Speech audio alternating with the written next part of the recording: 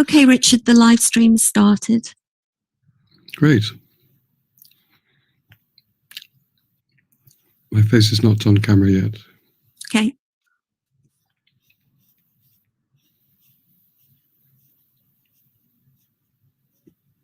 Shall we begin, Debbie?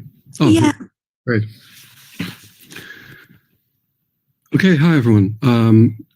I'd like to extend a very, very warm welcome to you to the Decentring ELT Challenges and Opportunities Conference.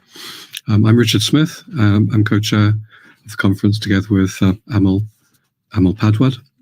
And so on behalf of myself and Amal and all of us at the Hornby Trust, welcome to the conference. Amal, are you there? Yeah, I'm there.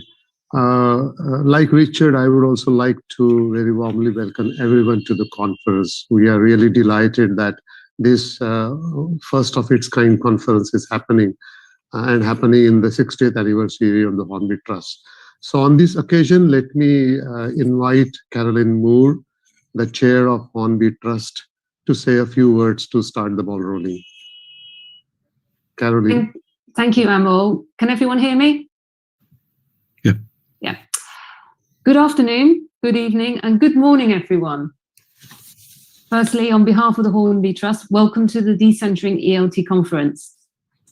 This is also the Hornby Trust's 60th anniversary conference in association with ANET and Dr. B.R. Ambedkar University in Delhi. And I'd like to thank both these bodies for helping us organise this conference. And I'd like to thank the organising team from these three bodies who have worked enormously hard over the last few weeks on setting this up. As you know, the Hornby Trust celebrates its 60th anniversary this year. A.S. Hornby was at the heart of major developments in our profession. And he had the idea for a learner dictionary, which became the Oxford Advanced Learner Dictionary, one of OUP's best-selling titles ever. And it was the royalties from that dictionary which enabled Hornby to create the Trust and which continue to enable us to do our work. 60 years on, we have supported over 470 MA scholars, with 12 scholars currently at Warwick University and hopefully in this audience. And we have supported many wonderful teacher education and research projects, often with the help of the British Council, who have played a vital role in organising these events and the administration of the scholarships. It's lovely to see many familiar names and faces on the programme and list of participants, but equally, it's wonderful to see many new people, and I look forward to interacting with you during this conference. And believe me, there will be lots of interaction. I'll hand over now to Richard Smith and Amal Padwad. Thank you.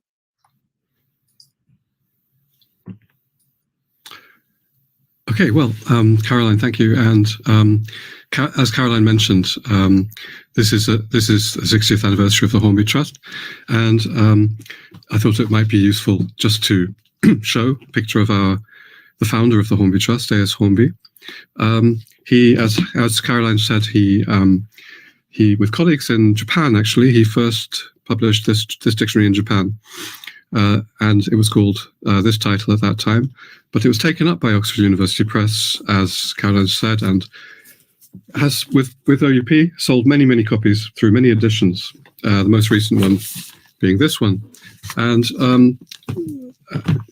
Hornby was quite a modest man and really didn't expect to earn all of this money through the dictionary. And in 1961 decided to set up a charitable trust to, as he put it, for some of the money, a large proportion of the money he'd earned through the dictionary, to go back to the countries from which it had come. And of course, it was originally developed not in the UK, but in Japan. But the countries that the Trust has mainly focused on have been in the global South, as we now call it. It's the Trust, just to say a little bit about the Trust and its activities over these 60 years.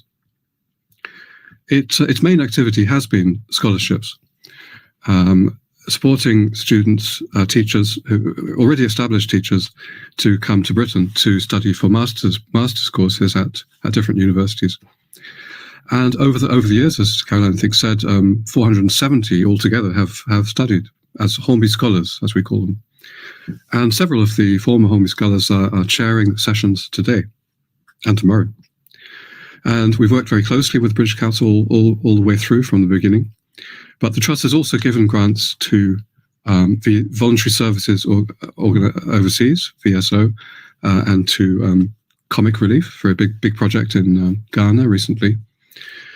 So the focus has been very much on countries of the global south.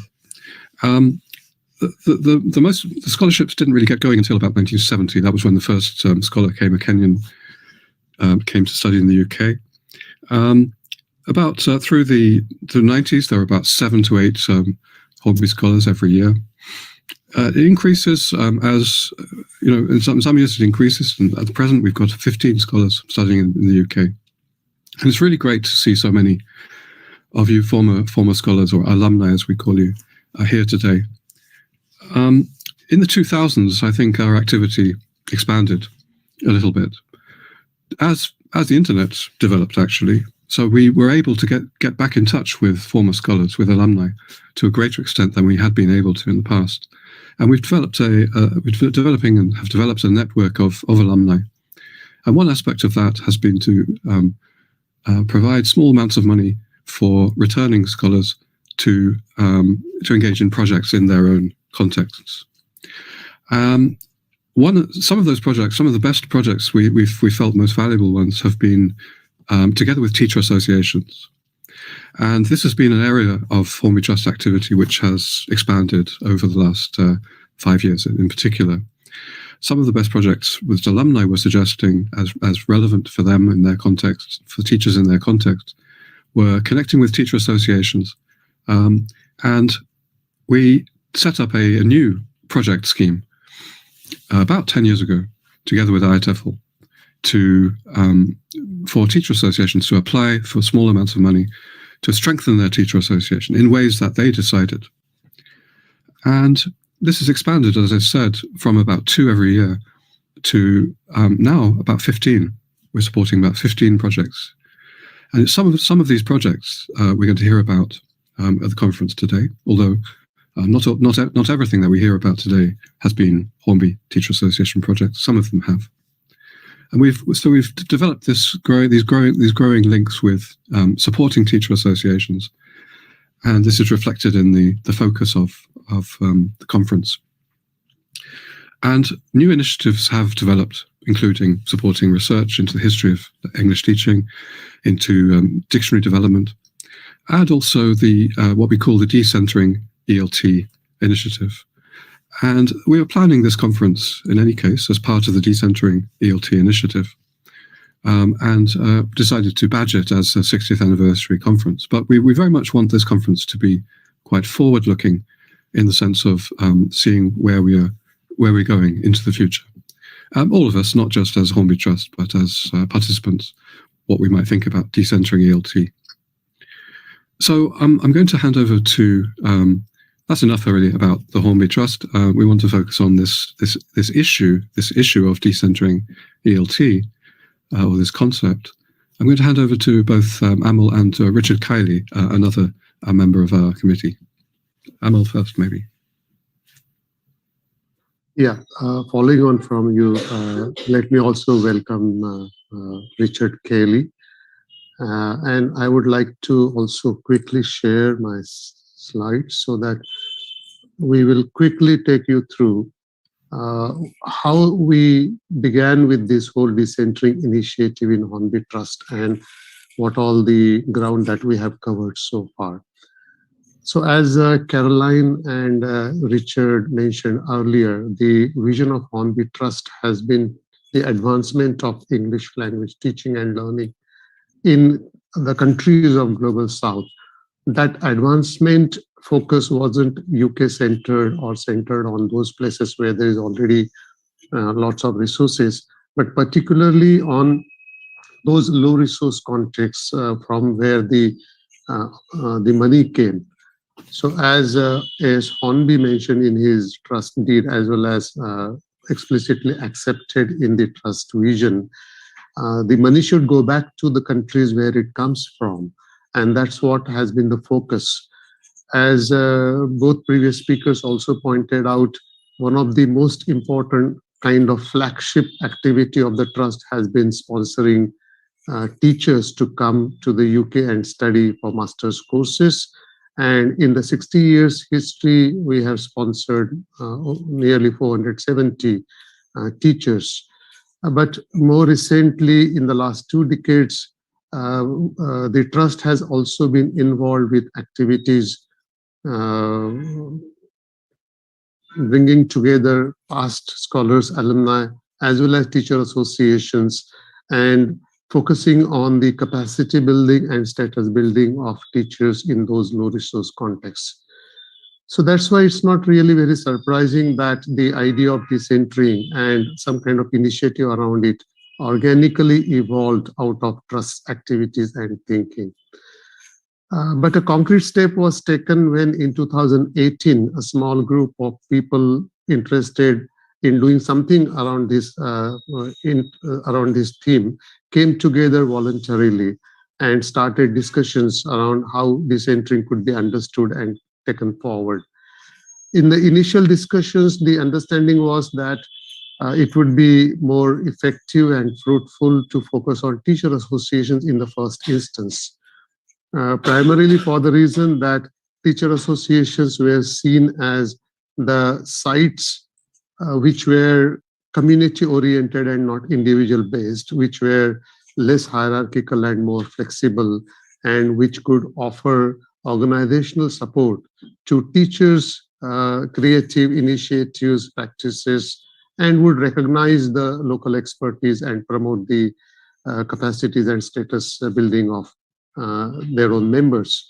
So with those ideas in mind, the first Hornby ELT forum, as we called it then, happened just before the IATFL conference in Liverpool in April 2019, where representatives of various teacher associations were also invited to share their experiences and ideas. Primarily, this ELT forum looked at lots of illustrative case studies from different associations. You all must be by now familiar with a consultation paper that was shared in the run-up to this conference, where several of those case studies have been described in detail. There have been very interesting practices and activities reported by various associations like Apiva and FAPI from Argentina, or communities of practices from Democratic Republic of Congo or Rwanda, or associations like Camelta or INET or NELTA. So it was a very widely diverse and geographically almost covering the entire world, from which interesting representative summary of activities and practices came to the fore. And we realized that as a tentative collection of characteristics of decentering, it was found that teacher associations were engaging in localization and devolution of activities and capacity building of their own teachers. But at the same time, some associations were also celebrating the successes and achievements of their own members in order to build on that. And one key strand running through them was the recognition and promotion of the local expertise.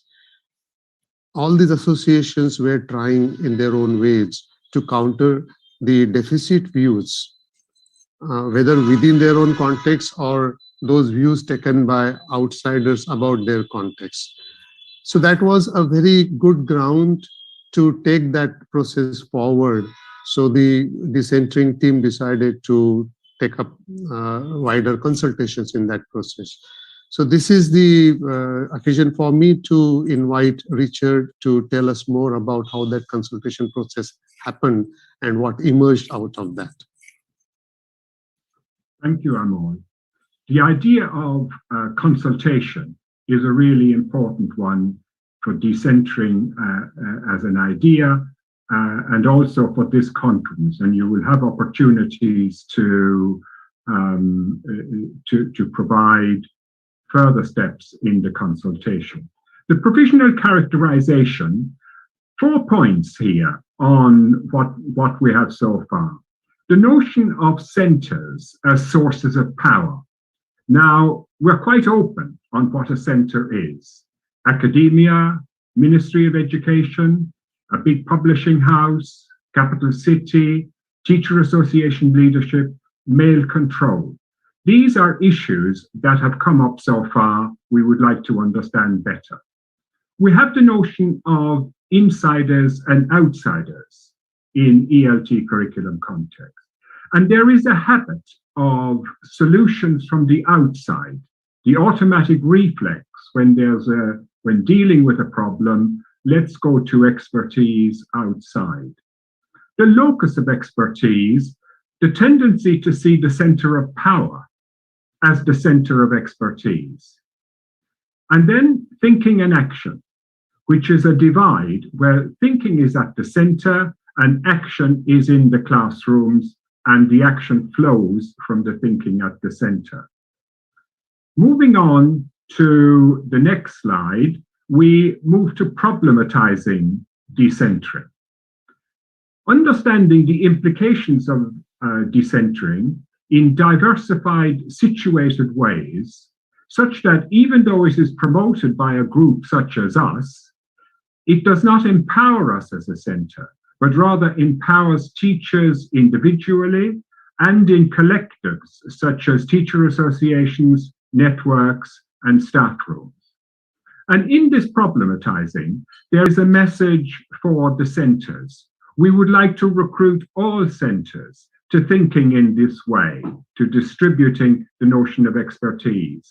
So academia, ministries of education, big publishing houses, capital cities, TA leadership, male control. These issues are professional issues. They are not theoretical, philosophical, political issues remote from the work of ELT. They are actually professional issues, and in problematizing decentering, that's what we want to progress.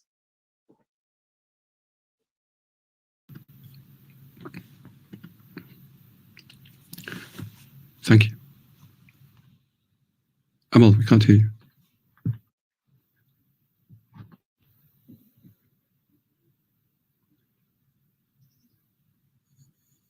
Amal, we can't hear you.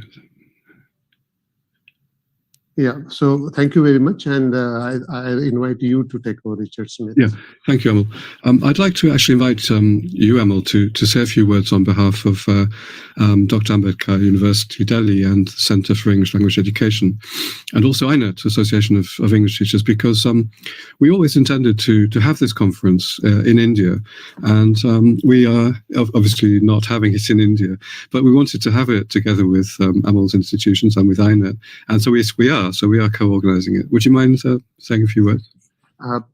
We are absolutely delighted to be co-organizers of this event. And actually, I'm speaking wearing two more hats now. I'm speaking on behalf of INET, Association of English Teachers, and many of my colleagues from the executive committee are here in the audience.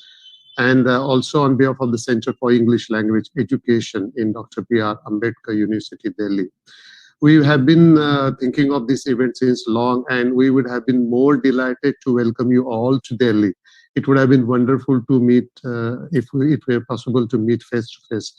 But the invitation stands even now, and we hope that in future we will have a chance to come together in Delhi. This is something which is close to our hearts, and when I say our, I'm talking on behalf of both the organizations. And INET Association, as well as my own center, have been quite strong supporters of this notion, and even trying to practice it to the extent possible in our own ways. So it's a great delight for us to be here, and we would like to welcome all the delegates to this conference on behalf of these two organizations. Thank you, Richard. Thank you, Amal. Now we'd like to introduce Sue Menge and Deb Bullock, who are two more members of the Hornby Trust Decentring ELT Committee. And this is the organising committee for this conference. Sue and Deb are going to run through today's programme and the questionnaire which is associated with the work today. Over to you, Sue. Okay, well, hello everybody, and yet another welcome from me.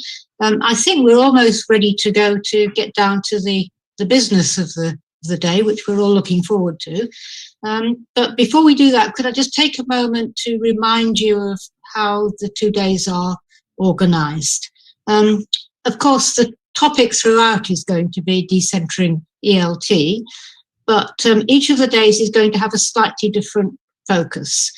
So day one, which is today, the programme is going to focus on practical examples, and we've got 8 speakers who will be presenting teacher association projects, which can be seen to illustrate in one way or another some of the principles of decentering.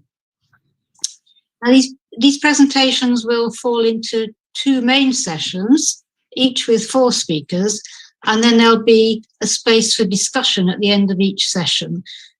And this is where we're really hoping that you, the participants, will come in and contribute to these discussions. So please make use of the chat. And I can see that many of you are already doing that, but please make use of the chat to send us your views and comments as we go along. And we have reporters who are monitoring the chats, picking up your comments, and these will all be fed back to the session chairs. Tomorrow we're going to widen out a little bit from the practical to a more general discussion of the concept of decentering. And in the first session, there'll be a panel of 5 speakers who will put to you their own understanding and views on the subject. And we hope that we might get a whole variety of views there. And again, there'll be space for you to comment via chat and share your thoughts for the discussions with the panel. And then the second part of day 2 tomorrow will be given over to hearing the views that you have expressed in your responses to the questionnaire. And Deb will say a little bit about this in a moment. But I think, as you will have gathered, the conference organisers would very much like to hear your views on the theory and practice of decentering, which is a complex and sometimes controversial topic. And in fact, we're counting on you to give us a really useful discussion so that we're not just talking to ourselves. Mm-hmm. So please, we would like you to help us, and you can do this in 2 ways. One of them is by using the chat, keeping the comments coming all the way through, just keep them coming. We love to get them. And then the second way is by completing the questionnaire. And I'm now going to hand over to my colleague, Deborah Bullock, who will tell you a little bit more about the questionnaire. Have a good conference. Thanks, Sue. Hello, everybody, and welcome from me too. The questionnaire is actually quite an important part of this conference. Well, your responses to the questionnaire are very important. By now, you should have received a link to it, which we would like you to fill in. Okay, there are 5 questions. I don't know if you've already had time to have a look at it, but there are only 5 questions, and we think it should take you around 15 minutes to complete it. And if you don't have answers to all the questions, please don't worry. Just answer those that you can. Now, why do you think we want you to do this? Well, as the others have already explained, decentering is a very complex notion, and we do need to develop it further, and you can help with this. And also, if you think about these questions, it will give you the opportunity to participate more fully in this conference. So you can voice your ideas and opinions, and you can be heard. When should you do it? There is a deadline. You should try to do it by 5 p.m. UK time. That's 10:30 p.m. Indian time tonight. So after the end of this conference today, you'll have an hour to complete it. Of course, you can also start to complete it during the conference, but we would really like you to complete it by that time. And the reason we'd like you to do that is because those responses will play a big part in tomorrow's programme. In the final session tomorrow, we are going to summarise and discuss your answers. But we will only analyse and summarise the responses that we receive by 5 p.m. UK time or 10:30 p.m. Indian Standard Time tonight. So please do try to get those responses in by that time. And finally, we would really encourage you to please contribute to the debates and the discussions throughout the conference by posting your comments or questions in the chat. And if anybody hasn't got a questionnaire or hasn't got a link to a questionnaire or has got any questions about that, you can just post your questions into the chat box. Okay, thank you very much. Thank you, Deb. This is really now time to go to the business, as Sue said. So may I invite Dario for the first session of the day. Dario is himself quite an active member of several teacher associations in Argentina and involved in various projects on social justice and inclusion. So over to you, Dario. Thank you, Amol. Hello, everyone. And without further ado, let me introduce the session on teacher associations engaging in localization and devolution activities. And our first presenter today is Joseph Kaleva from class DR Congo. And our second presenter is Maria Laura Garcia from Apiva, Argentina. And happy birthday, Maria Laura, by the way. And Joseph, I believe that you are around. So over to you. And please, people, use the chat box to leave your comments. And over to you, Joseph. Thank you. Thank you, Dario, for the floor. And hello, everyone. In this talk, I'm going to speak about the objective and straight decentering in the COBs and Congo. Starting by the objective, by the end of this talk, the audience will walk with a satisfactory feeling about how class handles aspects and actions which illustrate decentering ELT. And for some others, the talk will serve a model for them to adapt in their own context. Class DRC take actions in several ways that illustrate decentering. To start with is the organization of the association. So class DRC leadership is decentering in the sense that we have a national committee, but we have also 4 regions, and each region is responsible for a number of provinces that we call chapters. In this sense, the center being the national committee, but we have all these branches like regions and chapters that also ran in the daily basis without depending totally on the center. We also have some conferences that we organize at the national level, and this rotates around different provinces, like in Kinshasa, in Bukavu, in Goma, and so forth. We also have a collaboration with other neighboring TAs that we work together with. We have TAs in Rwanda, Uganda, Tanzania. So we work together without waiting for the Hornby or IATFOL, but we work with these associations together in the region. And we also organize the summer schools. The summer schools are run in different chapters without depending on the center, that is the national committee. We organize these during the holidays, the 2 months, and there we train learners from primary, secondary, and university students. There are also vocational people who want also to learn English, like drivers, doctors, and whatever. We decenter even the WhatsApp management. Class DRC has a national WhatsApp group where teachers, be it members or no, all of them are in that WhatsApp group. We didn't isolate those who are not our active members.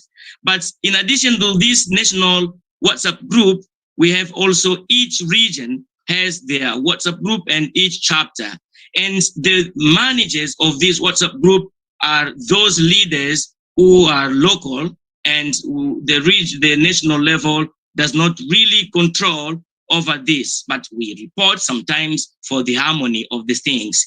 We also encourage the formation of English clubs. In some schools, we create English clubs and we empower learners and students in those schools to run these English clubs on their own. The live example is ESP English Club in Bukavu, where students have been ruling this for now 5 years, and they elect their leaders without depending on the center, that is the national committee. We also encourage the local collaboration through COPs, that is community of practice. And then I can illustrate this because in 2019, class organized a set of sessions in 3 provinces, like North Kivu, South Kivu, and Chopo. So in Bukavu, 30 teachers were trained, and Goma 40, and Kisangani 50. And in all these 3 provinces, 5 COP leaders were trained to run their COPs on their own. So the table that I don't know if you can see the table. The table shows the 5 COPs in each of these towns. You can see even the number of members in each COP, and you can see even the name of these COPs as it is there. So in total, we have 15 COPs, and each COP has a leader, and each leader collaborates with other leaders in the town. But the good of this is that teachers do not walk long distances to join their COPs. And the reason why we split Keshero in Goma into 2 COPs is that Keshero being that big, and we anticipated that teachers would be walking long distances, so we split it, Keshero 1 and Keshero 2. In these COPs, the participation is voluntary, and we help each other to build our own expertise, and we make confidence as we share our experience with other colleagues. It really helps us save time, and we reach our goal in the sense that we share material and we discuss teaching tips and issues that we come across on the daily basis. And we also give opportunity to network. And this also focuses on teaching issues. We really avoid administrative problems that we can't solve. And we acknowledge other people's contribution, and we use questions instead of statements. So people are really humble in the sense that there is no one who imposes their ideas, but we value each one contribution. And we also have fun in these COPs. The teachers in each COP meet regularly. They have their timetable depending on their own context. They may decide to meet once a week or once a month, because the way people meet in Bukavu is not that way they meet in Goma and Kisangani. They adapt themselves to their own circumstances, and they really share teaching materials and the classroom practices. And in these decentered forums, teachers are aware of the ways of how much they can learn from each other and not to network successfully. And in such activities, that is the COP activities, we encourage local members to participate and share their classroom concern. And we are satisfied in the sense that we have good report from these different COPs, but they are learning, they are working in isolation, but we keep connecting with the others. So this is in short what I wanted to share with you. If you think you can also try it in your context, it can be good. If there is any question regarding how we run these COPs, I will be happy to share my experience. Thank you very much, and look forward to hearing from you on next stages of the conference. Thank you. Thank you very much, Joseph, indeed. And again, we encourage those with us today to share their comments in the chat box or leave questions for later. Maria Laura, over to you now. Thank you.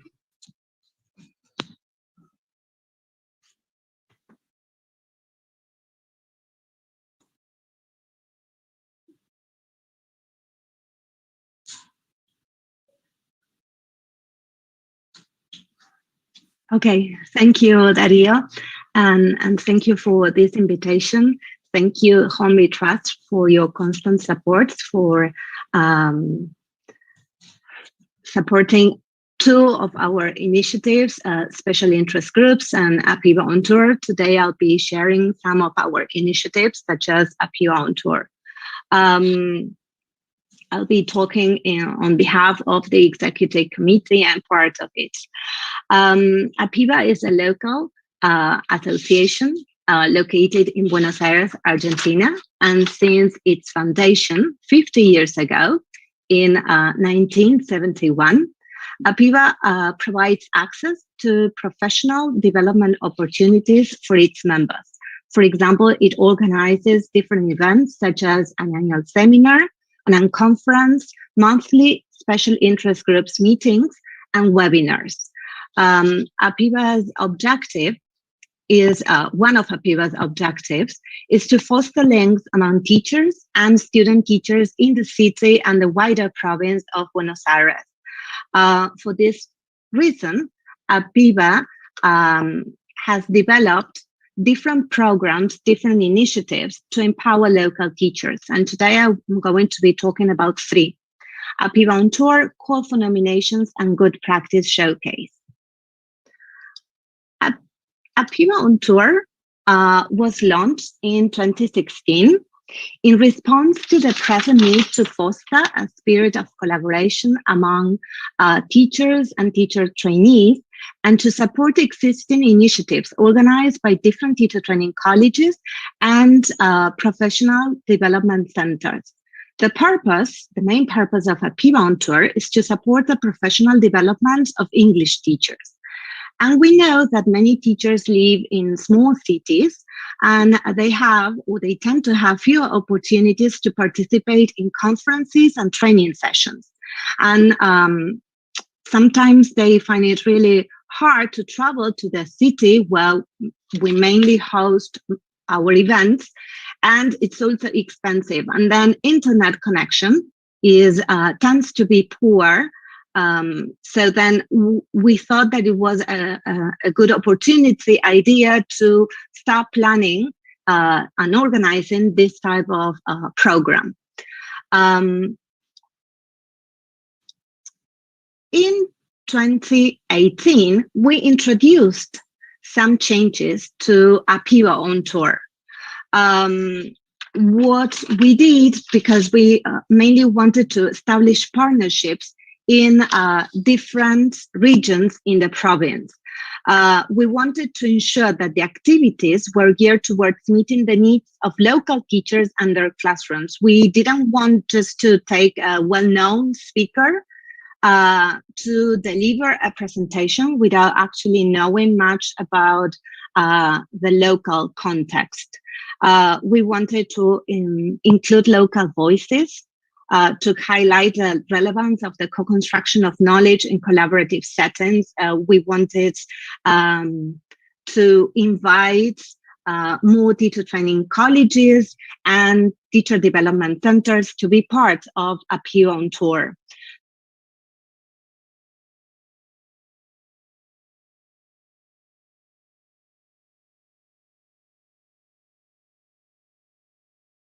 Colleges and different development centers to present the program, and the partnered institutions, the different institutions accept or agree on participating in the program, and we start organizing our agenda and planning our school year. We usually start this before starting the school year because it needs a lot of organization.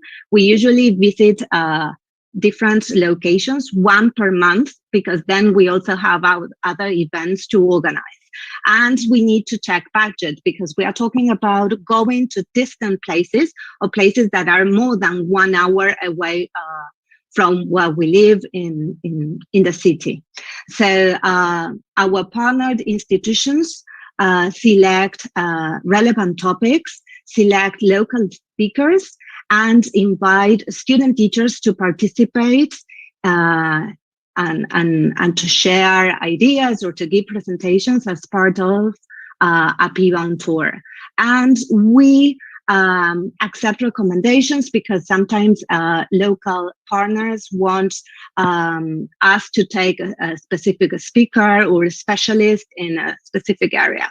So we start planning the tour, and we design flyers, we design certificates, and these events usually take place on Saturdays, because teachers have more time to participate, and well, the whole Apiva on Tour, the spirit of Apiva on Tour is to provide opportunities for sharing experiences, ideas, teaching techniques, pedagogical resources between in-service and experienced teachers, novice teachers, and future teachers.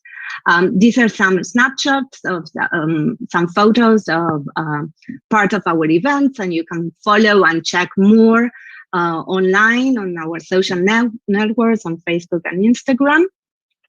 And in order to select the speakers, we started in 2019 with a new initiative, the second one I want to present today, that we called this Apiva Call for Nominations.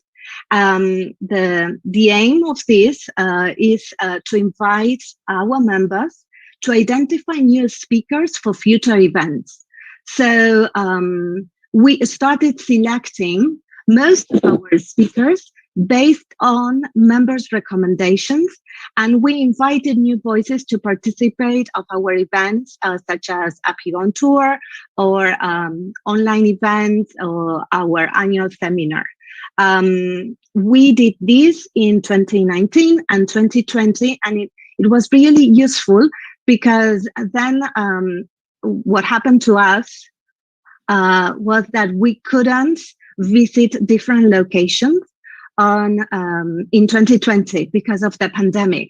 So we started delivering online initiatives, online events, such as Apiva webinar series, and we try to find a balance between renowned speakers, or those who usually participate in ELT events, and new voices. We wanted to give a place or an opportunity to new voices to share their experiences. We, in 2019 and 2020, and then of course 2021, we started inviting the speakers that were recommended by our members. And then the third initiative I would like to share is called the Good Practice Showcase. In general, we usually participate when we attend events, what we call, there's usually a slot for Good Practice Showcase, in which teachers share something that worked for them. But this time we wanted to make a change as part of our annual seminar, and we wanted future teachers, student teachers, to present samples of their work. So we invited a group of students from different teacher training colleges to give a presentation. And this proved to be really an enriching experience for all our members and for future teachers, because in most of the cases was the first time they were preparing a presentation, writing an abstract, and rehearsing and getting ready for an online event such as our annual seminar. And it was very inspired for all teachers that were taking part of the annual seminar. So then this kind of image or word clouds somehow summarizes Apiva's work as a local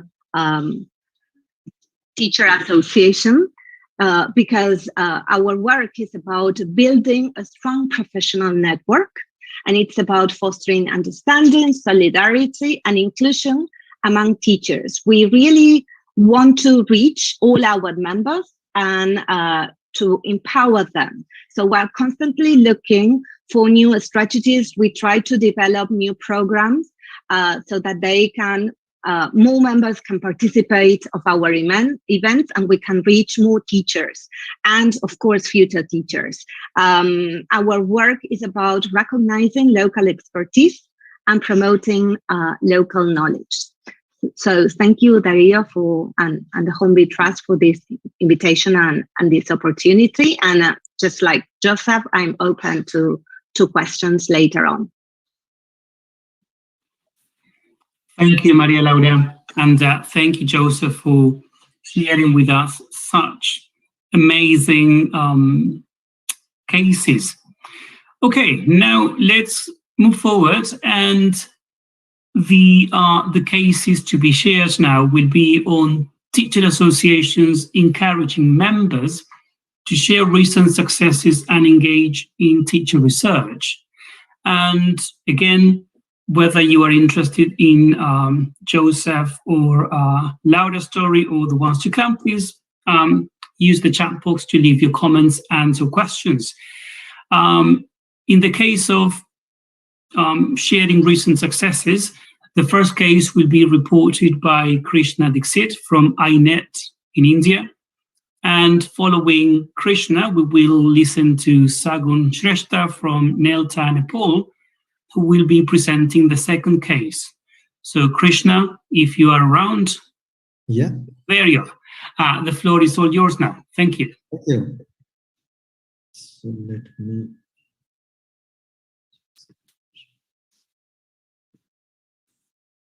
I hope the slide is visible now. It is. Yeah, thank you. So thank you, Dario. Thank you, Hornby Trust, for this wonderful opportunity and for involving us in this great event. So good evening from India. Good morning. Good afternoon to others who are joining from elsewhere. On behalf of INET, I am presenting a case study of its teacher research initiative. In short, we call it INET Try, which can be taken as a step toward decentering ELT. So without much ado, let me quickly share with you all the flow of this presentation. So I'll begin with the story so far, and then say a few things about people involved in this activity and the processes that we all went through. And then I'll conclude with an overview of the lessons learned and insights gained through this activity. So without much ado, so let me present the story. It all began in 2016. The roots of this teacher research initiative can be traced back to INET international conferences. After every conference, we got the feedback about presentations indicating issues with the quality of the things that were presented. And participating teachers also shared their concerns about what to present and how. So we decided to work with teachers and help them to present things that mattered most to teachers as well as to the audience, to the participants. So without any idea, or let's say any premeditation, long deliberations about how this activity would evolve in future, so we launched a teacher research initiative under the title Exploring Learners and Learning of English in 2016. So we issued a call, and about 40 teachers showed their interest in joining and joined eventually. So next year, we decided to continue considering the encouraging support of teachers in the first round. So we ran it under ARMS scheme, which was launched then. So the distinguishing thing about ARMS avatar of Try is its restrictive focus on topics for exploration. We were asked to choose one from the 4 topics. So we went ahead with exploring assessment practices in ELT with 34 teachers. And then we set off with Try 3 in 2019. But as everybody knows, we couldn't continue because of the pandemic. So we aborted it after a few initial interactions and 2 orientation workshops with 2 groups of teachers. This was the largest group in Try. It involved about 140 teachers from 3 different regions of India, namely Maharashtra, Telangana, and Delhi. Now we are in the planning phase of launching Teacher Research Initiative 4. So in all 3 iterations, we had teachers working from the primary level to the tertiary level, and we never experienced any friction or conflicts. So everybody worked together in collaborative fashion. Irrespective of the level of teaching, the topics explored were similar. Teachers wanted to explore the grammar, vocabulary teaching practices, student behavior, classroom management, and things like that. So the procedures involved were something like this. We began with identification of a few broad areas. So that was the starting point. Then narrowing down through continuous conversations to one area, followed by translating that one particular chosen area into a researchable topic, and then formulating a research question. And then we had orientation workshops where participant teachers were given idea about data collection tools, the data collection process, and later analysis of that data. And we also help teachers in presenting their studies in academic events, for example, like in our annual INET international conferences. And then we also led teachers in the preparation of final reports. So if taken a bird's eye view, two things stand out. The process of engaging or engagement involved several ups and downs, and there was a lot of back and forth movement. Some teachers took months to formulate research questions, and then they revised because they were not happy. They found that, okay, they had something else in their minds. So some were so dissatisfied that they completely abandoned the research questions on which they worked very hard and were found thinking afresh. So another thing that stands out is self-doubt and questioning this whole activity. They questioned the whole process. They said that who will take us seriously? We are just teachers. We are not experts. What is the validity of the work, this research that we are undertaking? So who will read and who will listen to us? So it took rounds of conversation, hours of conversation to impress upon them that their voice and their views are as important and as crucial as that of quote-unquote experts in the domain. And lastly, in spite of all the shocks and jerks, none disappeared, not discontinued. So they liked being in the company of these teacher researchers sharing. So in all, what I can say is they learned to trust themselves. They found that, okay, they had something to share and they could also undertake some serious venture on their own. So in all, they were motivated to learn. So what is special or unique about this initiative that indicates this activity as a step toward decentering? Well, so it was a teacher-driven activity. It was teachers, they decided to start this. So they determined how it should progress, how it should move. So they took decisions about all phases, all activities. For example, time scale. We didn't impose any time frame for completing any phase or any step of that activity. As I said a while ago, some teachers took months to frame research questions. We started in 2016 and it went on for 4 or 5 months in identifying and in formulating the research question. And after working hard, so in some cases, they completely abandoned it. They said that, okay, I want to do something else. So they were in charge fully. Its emergence is completely organic. It wasn't suggested or recommended by any outsiders. Neither from anybody from INET. Teachers felt doing it on their own. They liked it. It was their desire. In the initial stages, it was their desire to present something in the conference, to say something valuable. So that triggered their motivation to work, to join this venture. This activity was supported by teachers themselves, and they relied on the local resources. In the initial stages and in the third round, teachers contributed financially as well for organizing workshops. They supported each other, they talked to each other, they read each other's research questions and commented on them. In some cases, it was reported by teachers that listening to each other was the most valued aspect. So it made them believe in themselves. So it was guided by their needs and their priorities. For instance, research topics. A few felt that they should explore the loud reading practices. And they had doubts because loud reading is not such a topic which is valued in ELT discourse. That's what they felt. So, but they wanted to explore it. They felt that their students should be able to read loudly well in classes. Or one teacher wanted to find out the reasons behind cheating in the examinations.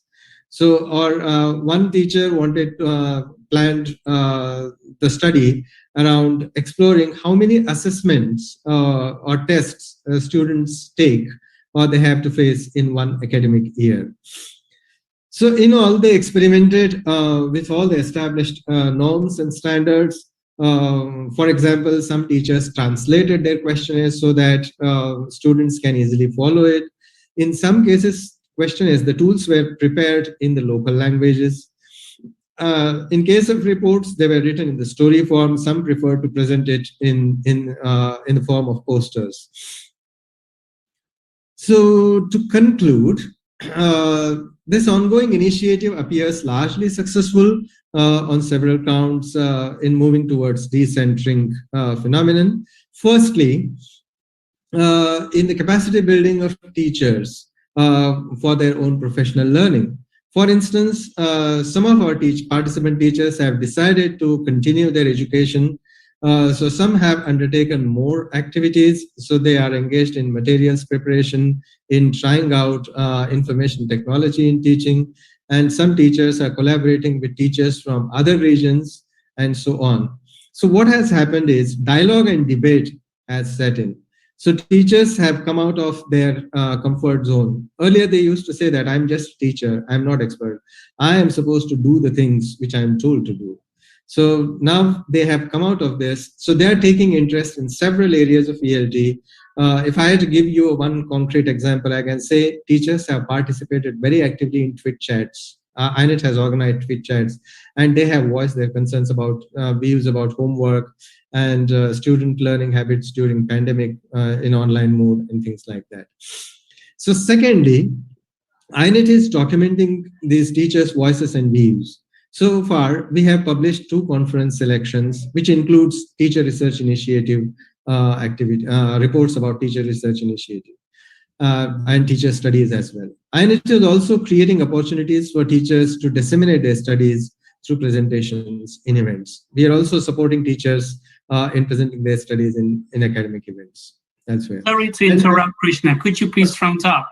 Yeah, just 1 point, 1 minute. And lastly, drawing on this work, we at INET are researching and attempting to theorize these local practices and perspectives on ELT. So we are planning to publish all studies conducted so far in a separate volume with a detailed commentary to it.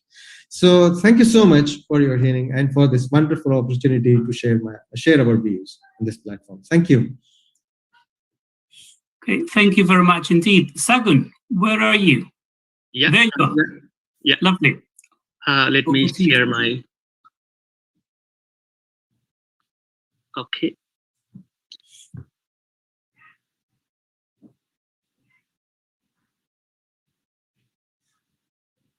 Yeah.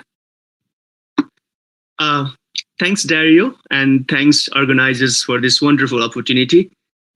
Today, I'll be talking about sharing success stories and enhancement approach to teacher development as a Decentring ELT initiative. So, outline of my presentation. Just a second, sorry. Outline of my presentation. It's first of all, I'll be talking what exactly it is sharing success stories. Secondly, I will highlight the way we organize different events, let's say under sharing success stories modality. And thirdly, benefits of sharing success stories. And finally, I will talk about future implications. So first, sharing success stories.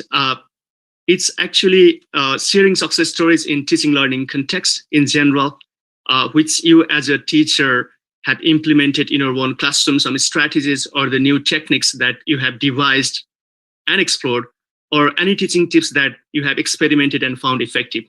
So if you share the success stories, this is what fall under sharing success stories.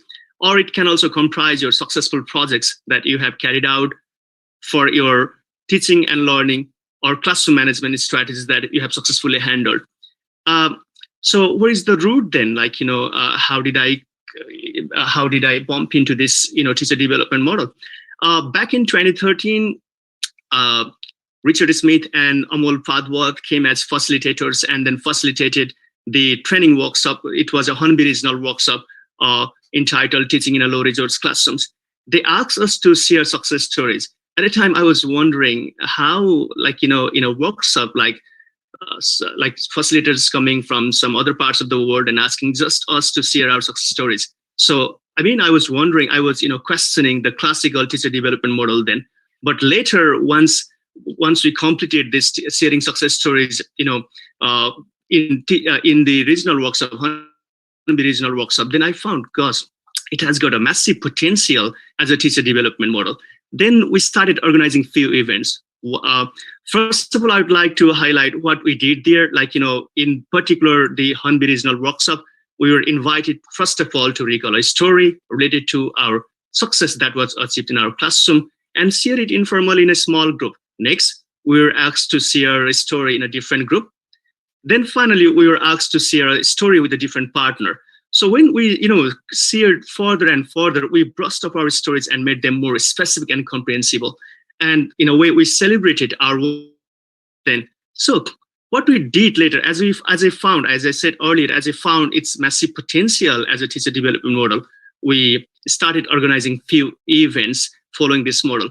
So the first one was teacher training workshop. It was organized by NELTA. So in Morong, the eastern part of Nepal, in the Tarai belt, we organized a teacher training workshop. And again, teachers who shared success stories back then, like they happened to participate quite a lot, or they, started talking about achievements. They enjoyed the process. And we found it really works well in the local context as well. Then what we did is we proposed, secondly, we proposed the NELTA ELT clinic as a session in the NELTA ELT conference. NELTA conference. So it was the 21st International Conference of NELTA. We proposed a special session entitled NELTA. Around 50 participants attended, and they talked about their successes and explored solutions for their own problems from one another. So in this let's say event, what we did little differently is we also asked the teachers to state their problems at the very beginning, and then identify which of the success stories their friends have shared actually could address their problems, puzzle, or concerns. A little bit different. We just changed the modality. Again, it was received so well. Then we thought, how about taking it further? Then what we did is we organized conference as a success story itself. First success story conference, which was organized LRI school, Katfu, Nepal. Again, NELTA supported because NELTA president came and spoke there as well. So in this conference, again, the basic focus was to make the teachers share their success stories and talk about their achievements and learn from one another. So there were 28 presentations from different schools. So, and this is the program booklet for a success story conference of teachers. Yeah, this is the one of the pictures. One of the teachers who was sharing her success stories to her fellow teachers. And later on, again, as the first success story conference went well, there was the second success story conference as well. So now it's going on. So what we did in the success story conference was we asked the teachers to share what exactly went well in their classroom teaching and learning, and what steps they followed as well, so that by explaining the steps to the fellow teachers, they would learn how exactly they did, so that they can implement or they can adopt or adapt it to their own local settings. So as it went well, and we thought now we can take it further away from Nepal as well. So what we did is we organized binational, that means between two nations, Nepal and Bangladesh, because we share similar context. We organized binational success story forum. So now I myself, Saifa Haq from Bangladesh, Dr. Ramasasgiri and Saraswati Dawadi, we collaborated each other. Again, we took help of NELTA, British Council, and then we organized this binational success story event. For details, you can find this in www.successstoryforum.wordpress.com. You can see all the presentations, like which are uploaded in YouTube, all the PowerPoint slides, everything there. So see, this is the binational success story for program schedule.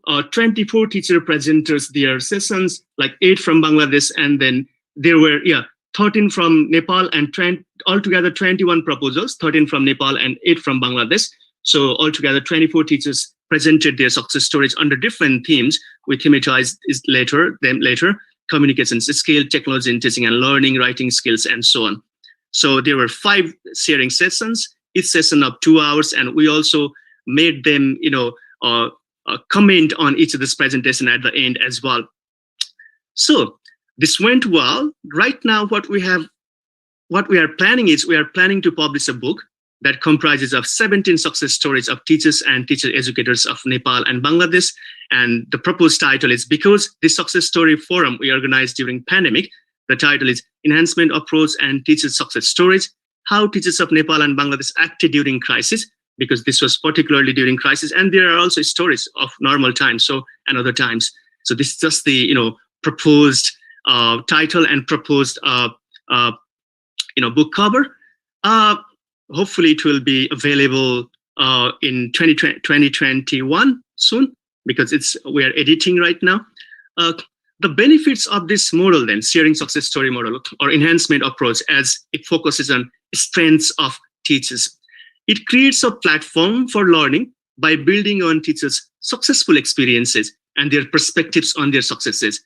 As these success stories come from the similar context, it always encourages other colleagues to try out the strategies which they share, because they come from the similar context. It places teachers at the center as opposed to teacher trainers or experts at the center. So it involves teachers to guide other teachers, fellow teachers as well. In this kind of teacher development model, the facilitator's role is to simply push teachers to share their success stories in a more systematic and meaningful way. And they also build sometimes rationale for success stories by replacing the idea that good ideas have come from the other parts of the world or from the experts. Now, these kind of events have proved to be highly productive platform, because teachers love to celebrate and exchange their own successes. And we have got the same feedback as well. Again, this kind of platforms, this kind of events assist the participants in establishing and expanding a wider community. As you can see how we expanded ourselves. It's bottom up in nature, thus directly addresses their own contextual issues and concerns. Teachers are encouraged to apply teaching strategies that their colleagues share with them in their immediate classroom. Now, how you may organize then? You can create any kind of platforms where the teachers can come together and share their success stories. As you can see, we also have modified to some extent. And you may ask them to think of and share a successful teaching and learning experience from their recent experiences. So this is how you can do it. So future implications, it can be practiced as an effective teacher development model, as we have found it's effective, has high transferability, because again, they are more approach. It's low cost because you don't need to hire the expert again. So it fits, we believe, like all sorts of contexts. Helps to motivate teachers in their profession with the available resources and within their own existing constants. We don't need to worry too much. I have taken help from, again, Smith and Strasser 2019's presentation, which we made in the Future of Training conference, IELTS London in 2019. So that's it. And these are the references. If you want to go through some of the, reports or writings that we have done, you might find them useful. Thanks a lot. And if you have any comments and questions, I will be there as well at the end. Now it's at the end. So over to you, Dario. I'm done. Thank you. Thank you, Sagud. Well, congratulations to everyone on such inspiring and powerful cases. And I'd like to welcome back all the presenters, the 4 presenters. And let's also welcome Martin Waddell, Vivek Joshi, and Padmini Borua, who will be sharing with us what's been going on in the chat box.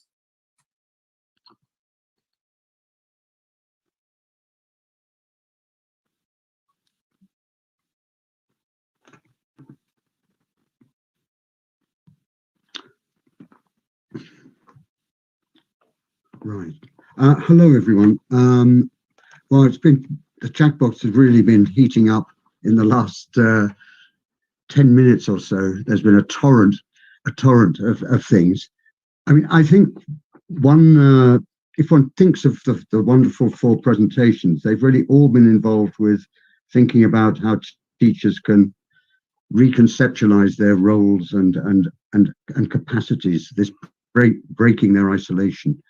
And one of the themes that initially in the chat box came up was the sort of general resonance of the idea of communities of practice, and whether they're actually called communities of practice or called something similar. This idea of small groups of teachers supporting each other resonated greatly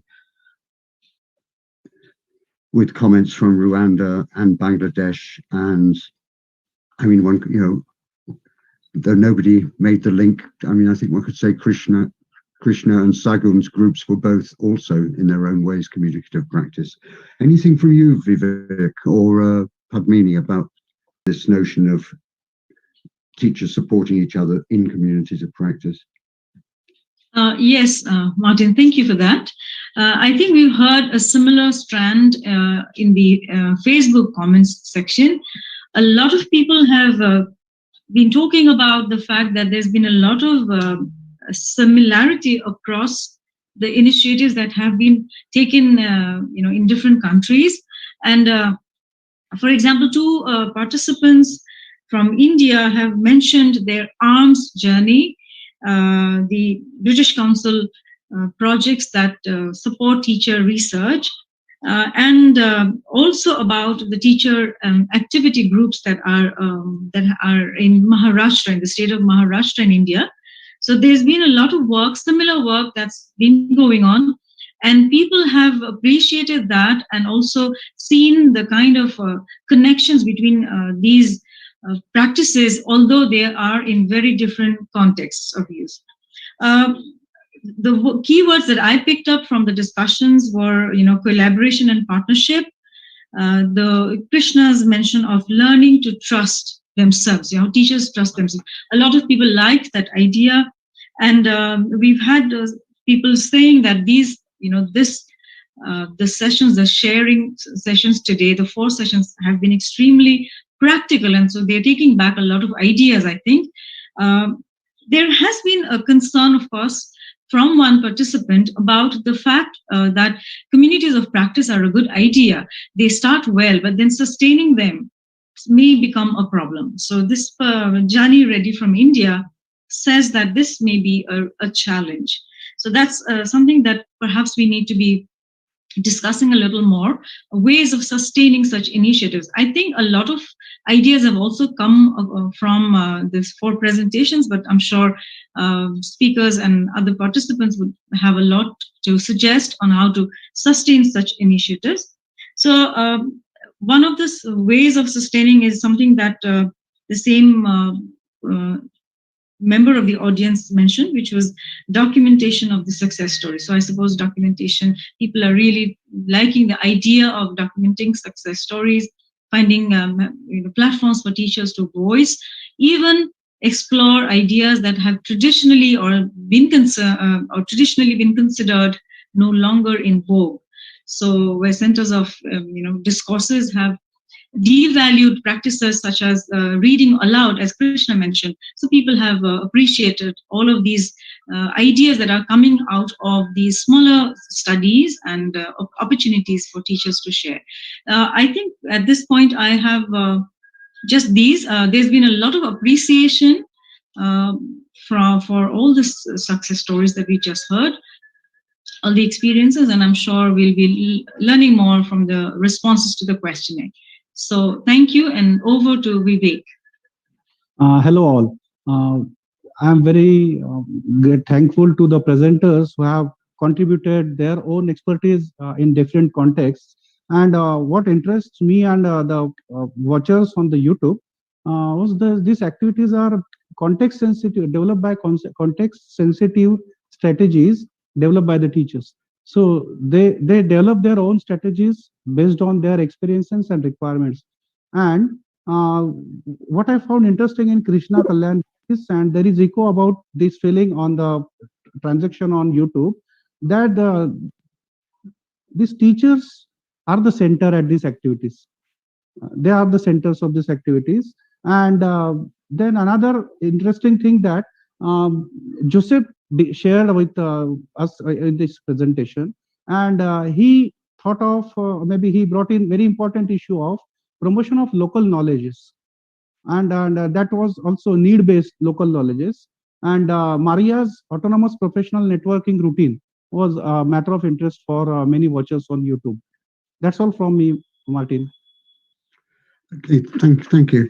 There were a couple of other points, more general points made, but one I think that perhaps we could ask the speakers to respond to. Monitoring and control. How do we actually know if what we think we're doing works? I wonder if any of the speakers would like to respond to that. How do we look at what we do and come to a conclusion? Sagun, yeah, great, thank you.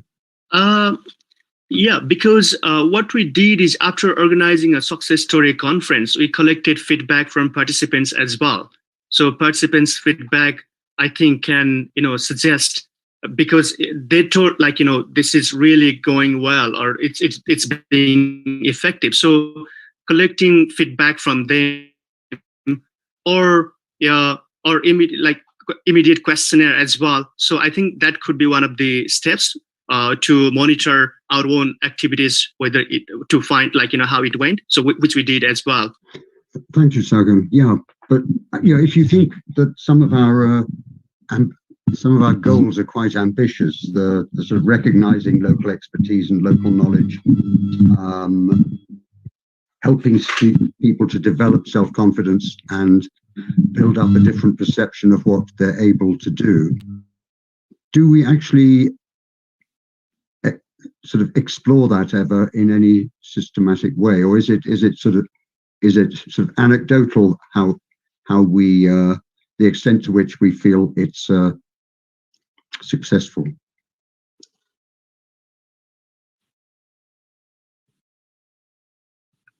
Is it the question for me, or I can see Joseph? It's a question for anyone, I guess. No, sorry, not just for you, Sagon. Joseph, please go ahead. Yeah. Yes, thank you very much. I would like to come back to the first question on how we can just see how successful or impactful the activities that we're doing. And in the example of DRC, we most of the time receive instant feedback through the WhatsApp group, because sometimes we come to the national WhatsApp group and we put questions about what is going on here and there, and people keep on reporting on what they are doing. And sometimes when there is a question or an issue, we even sort it out at the national level. So this is one of the ways that we check how things are being done, and we can evaluate saying, this is going well here, and this can be improved this way. Thank you. Thank you. A connected question, I suppose. In fact, the only question that there has been on the Zoom platform is, any challenges during your journeys? How did you address them? Would anyone, I mean, obviously in the time available, we're focusing on what went well, but are there any challenges that you've experienced as you tried to do what you hoped to do? Can I?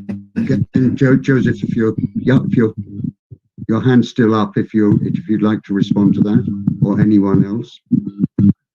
All right, everybody. Krishna, why don't you have it? Let us know.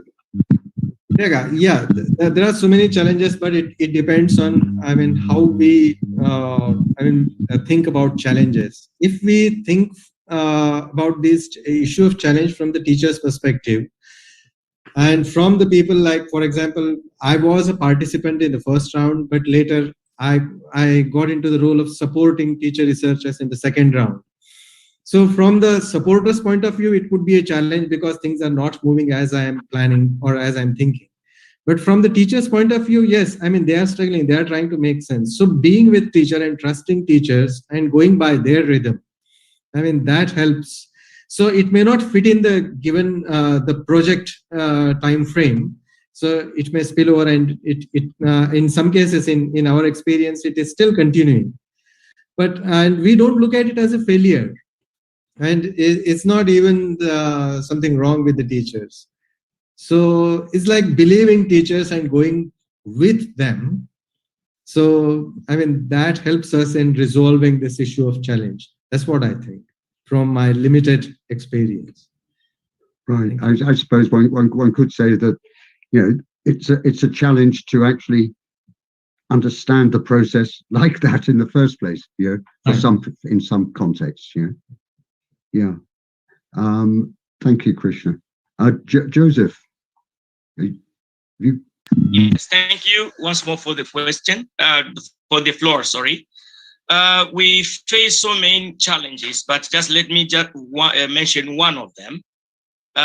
When we created the COPs, we had some people keep coming, and we thought it could be a good idea to welcome all of them.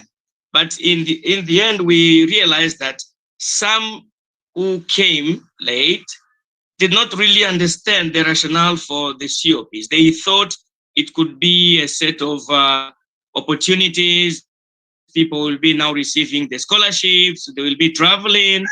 But when they noticed that it was just all about meeting, sharing, and they couldn't really see what they were expecting, some of them started leaving without even telling us.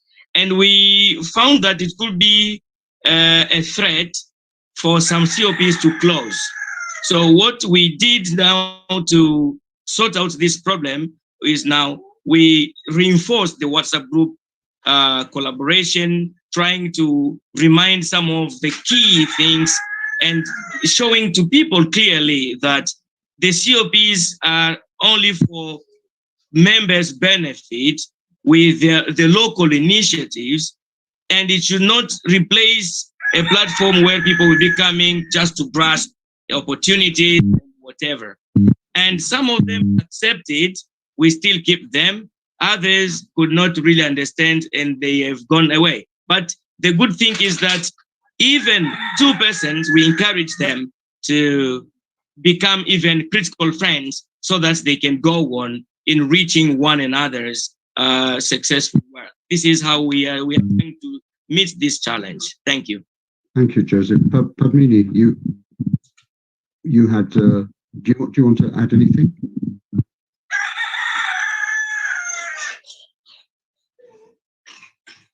Right, okay.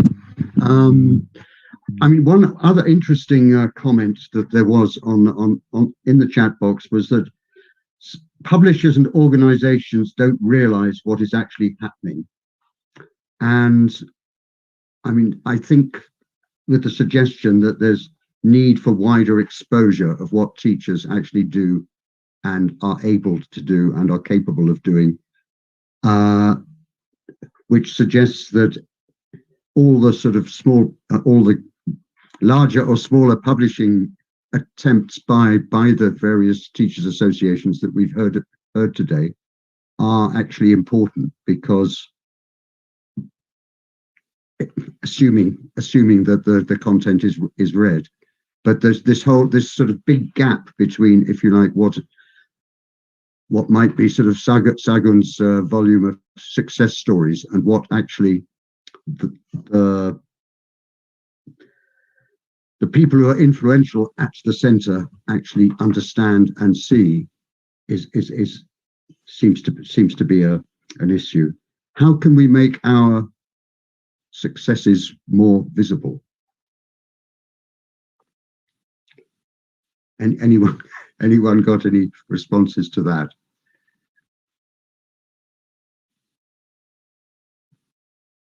I would say, sorry, Martin. Go ahead. Yeah, go ahead. I would also like to, because I have something to say, I also relate to the challenges, because which I mean, a little bit, and then I'll just come back to your question as well, because I think it will be useful for everyone. So whoever are listening. So when you earlier, little bit connecting to earlier, rather than challenges, I would say things to consider when we organize such events. For example, number one for me is we need to be in a position to spend quite a lot of time to clarify objective process and the entire organization. That's what I have done. That's what I personally felt. Otherwise, if we don't have patience, if we think okay, one shot would work, no, because we are working for the very grassroots teachers at times, and we need to clarify even what exactly the conference or how exactly the nature of conference and so on. And sorry, just because it was in my mind, so I just added Martin. Thanks. Next is I would say to your second question, I would say publication, it shouldn't be very rigorous academic publication, rather, because we are bringing their own stories out and making it open access. For example, the first one what we did was that's different one, ER, exploratory action research. We have made it publicly available through NELTA. So even this as well, we will make it publicly available. So I mean, let's say bringing their things and a little bit organizing more than eliminating their own voice, but making their voices audible, and then putting it in the open access platform so that everyone can go through it, learn, and then share. I think that way we can enhance, for example. Thanks, Sagan. Yeah, sorry, can I just go to Vivek, who's been waiting to say something for a moment? Yeah, and then sorry for the interruption. Then we need to wrap up. Okay. Sorry, it's time. So it's time. I will lower my hand. Okay. Okay. Well, in that case, I don't want to add. There's some. I suggest do have a look at the chat. There's some interesting. Yeah, there is one interesting part at the moment. This is based thank on you, the Padmini, for presentation pointing out. This is based on the Maria's presentation, and when she discussed about having tour, Apiva tour, so there is one question about what customization would be required if this model is to be followed by other teacher associations in their countries. Thanks. So Padmini, please do. No, it's just to say that in the case of Apiva on Tour, is our local association started that program, and we are the only association in the whole country doing that because it requires a lot of planning and funding as well, and that's one of our main challenges, to make the program visible and to get funding from publishers who can, which can follow us and participate, and then we also need active members who like to be part of the program, and student teachers and local teachers who would like to participate and share what they do. Thank you. So, Dario, are you saying it's time to stop? Yes. Okay. So, well, thank you everyone for your participation in the session, and let me hand back to Amol and Richard.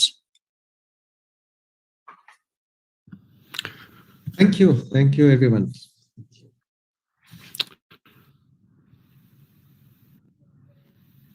Okay. So Amol, yeah. So thank you so much, Dario, for that wonderful session. And I would also like to thank all the presenters on behalf of the organizing committee. And this is just a gentle reminder again to all our participants and those others who are watching from all over the world to access the link and fill in the questionnaire till 5 p.m. UK today or 10:30 tonight India time, because this is a very, very valuable way of for us to hear your ideas and for you to get your ideas and views heard and entered into the discussions of the conference. Over to you, Richard. Yeah, so thank you so much to Dario and to all the presenters. That was probably the most interesting 1 hour I've experienced at a conference for many years. And as Martin said, the chat is heating up, and please do contribute your ideas as we go through and suggestions. But also, we just want to emphasize, then we very much would like you to complete the questionnaire. We don't mind if you don't answer every question, just if everybody could write something into the questionnaire by the end of today, that will then enable us to bring in your voices into the conference tomorrow. That's what we're going to do. We're going to look at the answers, the responses to the questionnaire. So that's why the deadline is 1 hour after the end of this conference. You can start writing it now, because if you like, because we have 15-minute break. We'll come back in 15 minutes and we have a break. But thank you so much to everybody for the first hour. That was fantastic.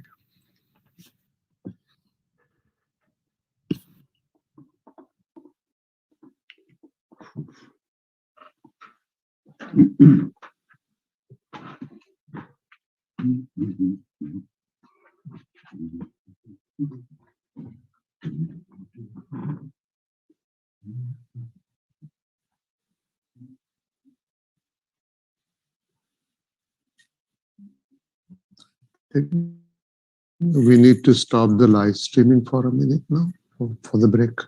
You are mute, Richard. Yeah, 15 minutes break. Yeah. Nadim, we need to stop the live stream. Fine. For 15 minutes. Oh, we have a slide, I think. Oh, I'm sorry, Nadim. Please check that if we have a holding slide. Yes. Yeah. Yes.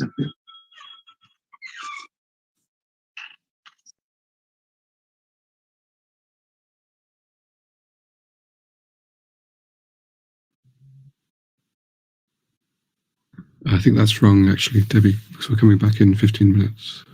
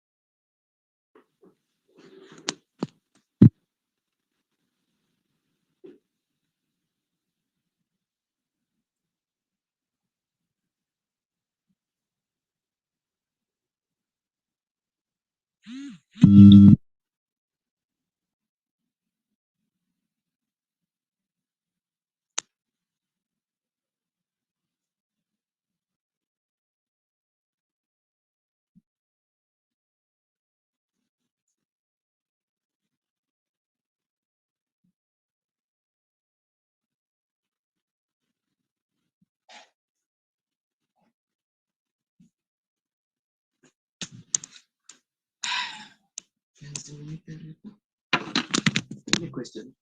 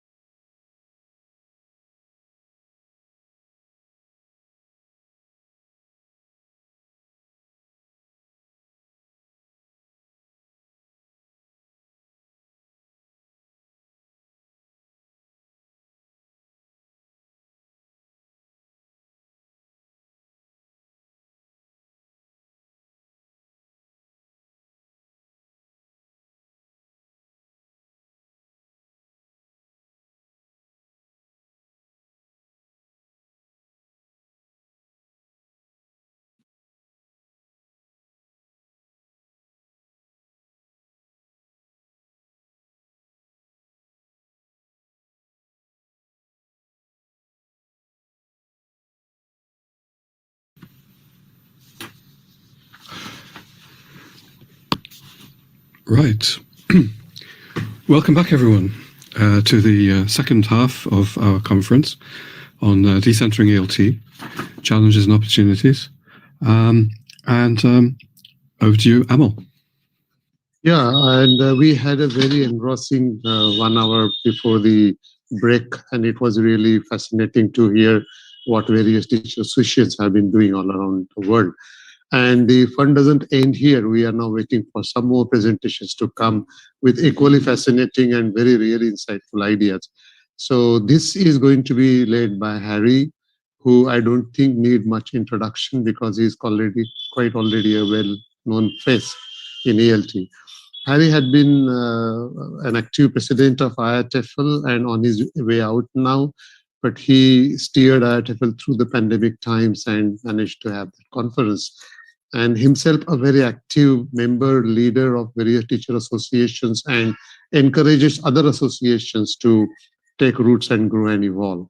So over to you, Harry, now. Thank you very much, Amo. Thank you. What a day it's been. I've really enjoyed the first set of presentations and so much to learn from what our colleagues are already doing in teacher associations around the world. This segment would be addressing 2 themes, and the first one would be looking at teaching associations researching the needs and or capabilities of their members.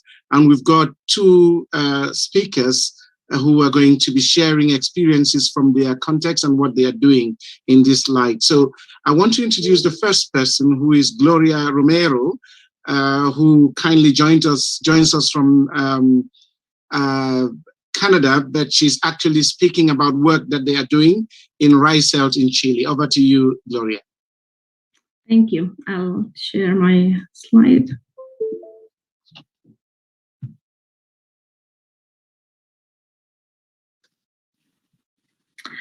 Okay, so thank you very much, Harry, and thanks to the organizers for this invitation. I'm going to present an example of decentring called Rice ELT and IATFL Chile, researching the needs of a local ELT community. So Rice ELT stands for Red de Investigación Chilena en ELT, and it was born in 2014 when a group of PhD students met at the IATFL Harrogate conference. And at that time, we started talking about our research, our thesis, and then we realized that we had some difficulties when writing the chapter of the context of ELT in Chile. So then we realized that there was a gap in this research. There were very few accessible research on ELT in Chile, and everything was with very little impact on teaching practice. So we also noticed that the local expertise in ELT was undervalued.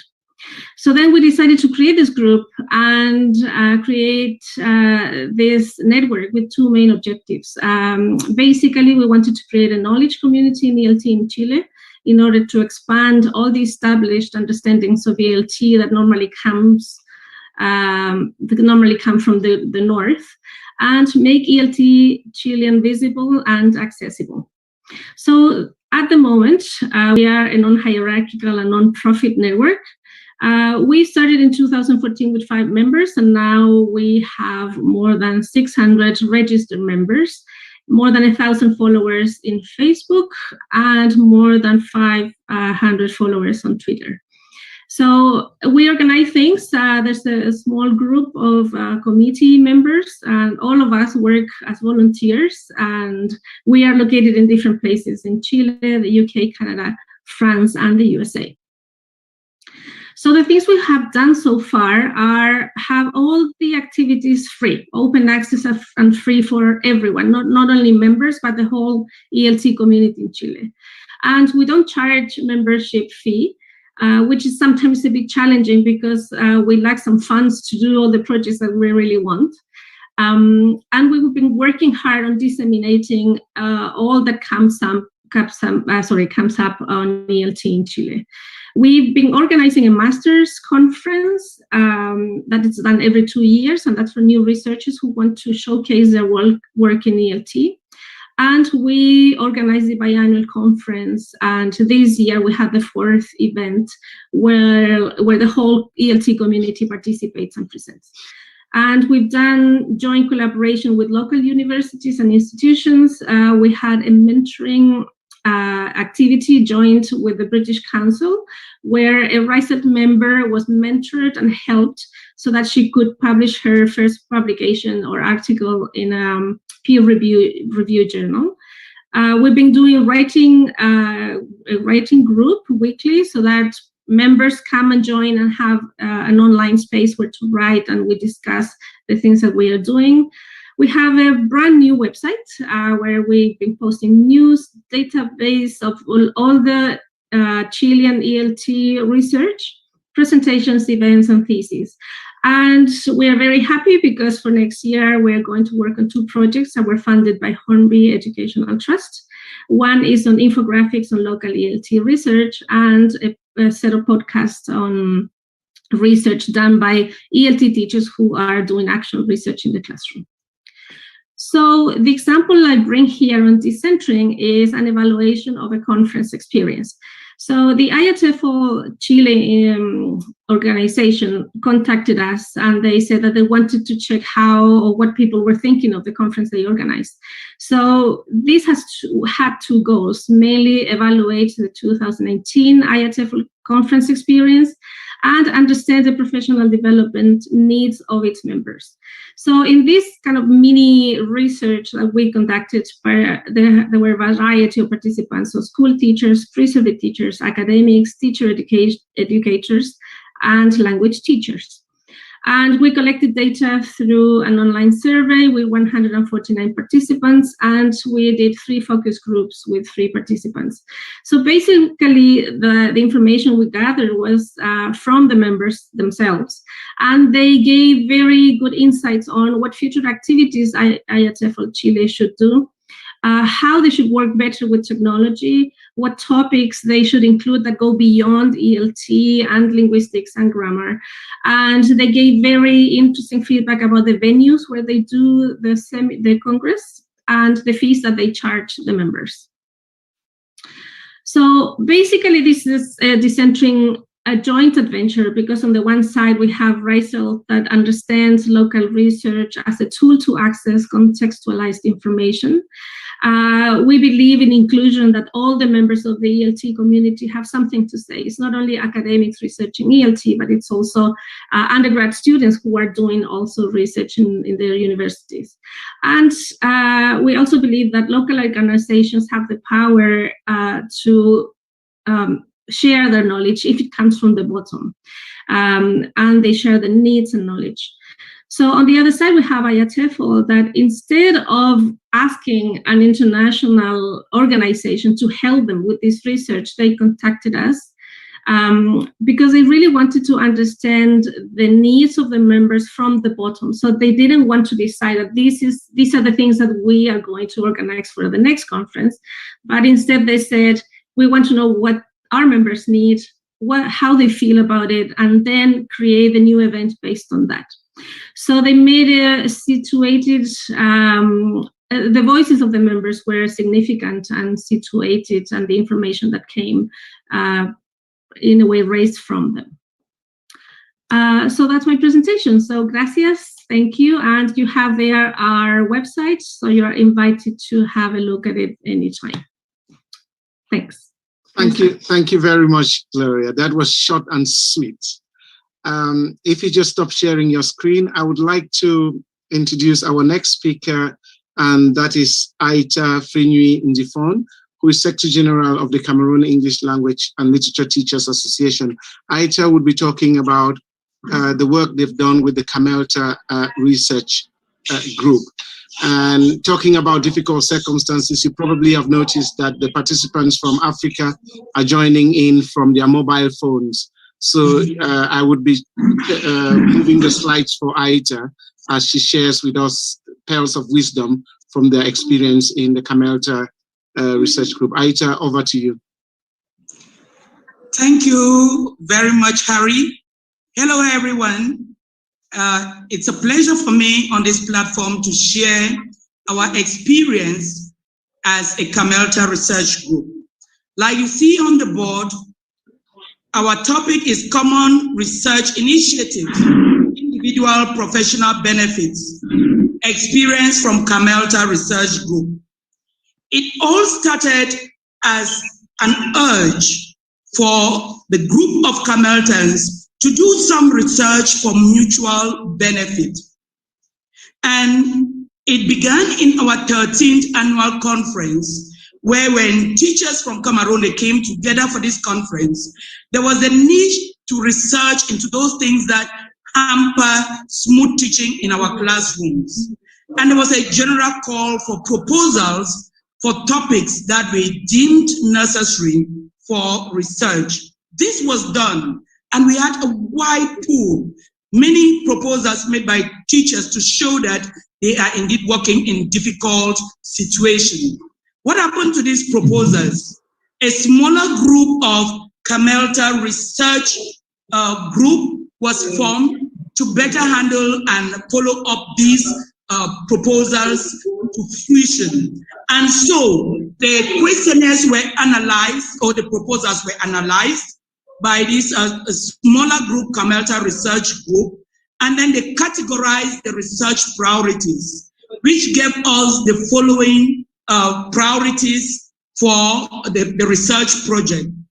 Many teachers were craving for research on motivation, research on lack of course books, and research for low proficiency. You just quickly want to know that they are coming from a common background of very large classes that end up working as demotivation to both teachers and learners. And so these teachers, this research group, after analyzing, settled on motivation as their first research item. And what was done around motivation? They came together as a group. They read a lot of literature on motivation. They analyzed it. They shared even their practices in the classroom, and they discovered that in their own little way, they have been doing something for motivation. And so this was melted to, and lessons formed based on the analysis done and the personal positive experiences, of course. These designed lesson, group design lessons, were then taken back to the classroom for trial by the teachers of this research group. And they carried out the lesson, they recorded their successes, and they reported to the larger group. It wasn't only that. There was also encouragement for teacher mobility, which saw other teachers watch these classes of the sample lessons, and a lot was reported as success story.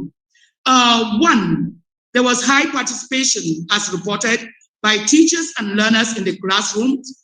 The students were very motivated to see even their own opinions come up in the lessons, and they are sought for too. The teacher, they stopped seeing, like you see in the slide, large classroom as a demotivating force. It rather turned into a motivating factor where variety of experiences are drawn to build the learner's learning process again. And with this success story, there was a lot of excitement in our classrooms. There was a lot of appreciation, and it triggered our next activity, which addressed our second need of lack of course books. And what was this second activity? Development of worksheets. Worksheets were developed in a pool of 6. And it started with laying down the criteria for how course book worksheets should be developed.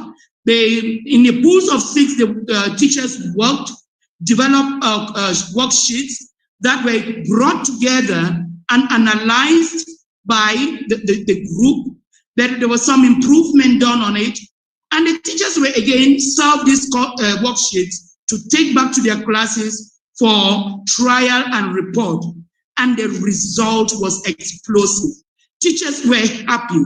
Students were excited. Students who have never owned a textbook, they now, knowing that the worksheets analyze the curriculum and draw from the scheme of the first 3 years and the first 3 modules of the first 3 years, they were very excited. They owned their work. They could easily do work with material in front of them. They could document them and come back to them. And teachers also did not feel the strain of working from one course book. And it was so successful that we are in the process of multiplying this course book, addressing more models, and reaching out to bridge the gap between the School of Education, that is theory, and practice, because we actually work with young teachers from our School of Education called here ENS, who participated with us in the field. The benefits were both ways, because we got enriched with new theories and practices they brought from the classroom, and they benefited from the long years of experiences that the teachers had in the classroom. So it was a match that worked to the satisfaction of the learners. And at present, I'm talking, we are in the process of multiplying these benefits by sharing through teacher mobility, through engaging other departmental teachers group, and spreading it out in the whole of Committal network. And I think we are there and we will arrive.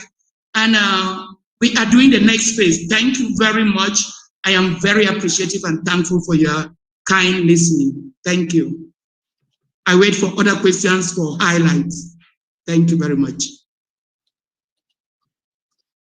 Thank you, Aita. Thank you very much for sharing the Camerata experience. The next 2 speakers would be from Guinea-Bissau and from Argentina. And they would be addressing, their case studies would reflect teacher-led decentering initiatives that contribute to wider change. This is the first time Ali Jao is doing a Zoom presentation on his own, so it has been a huge learning curve for him. And thank you so much for your courage, Ali Jao. And I would say over to you. I'm sharing your slides.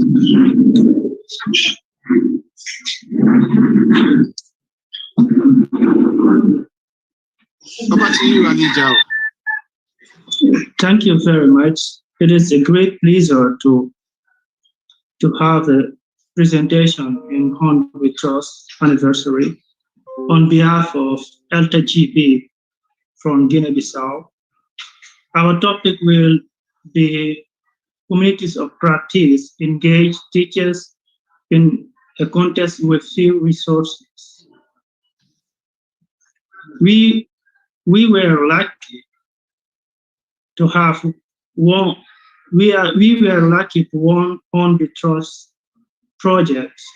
The first one was 2018, was to create a new curriculum, secondary English, to create a new national secondary English curriculum.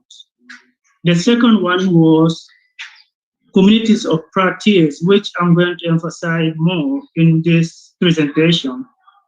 Why we had this project in Guinea-Bissau to support English language teachers in Bissau and in the region with the new curriculums, so that the teacher can be able to have a regular meeting and share material and lessons, ideas, to develop also the English teachers' confidence in their own experience and knowledge. You can see the other objective down. I'm going to move what happened in community of practice. It was the first time the teachers start talking about their teaching issues.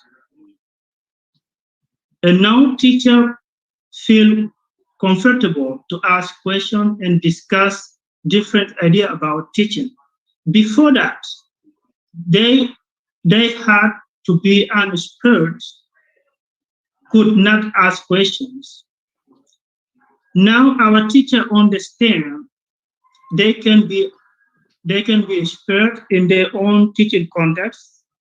They know what to work and they know what doesn't work. And also in this project, we have women become more confident to lead and were respected as a group leaders. Before this project, women are not, they didn't have more confidence to lead group of teachers. And now they have more confidence to lead any kind of group of teachers so that they can discuss about it. In this project also, we have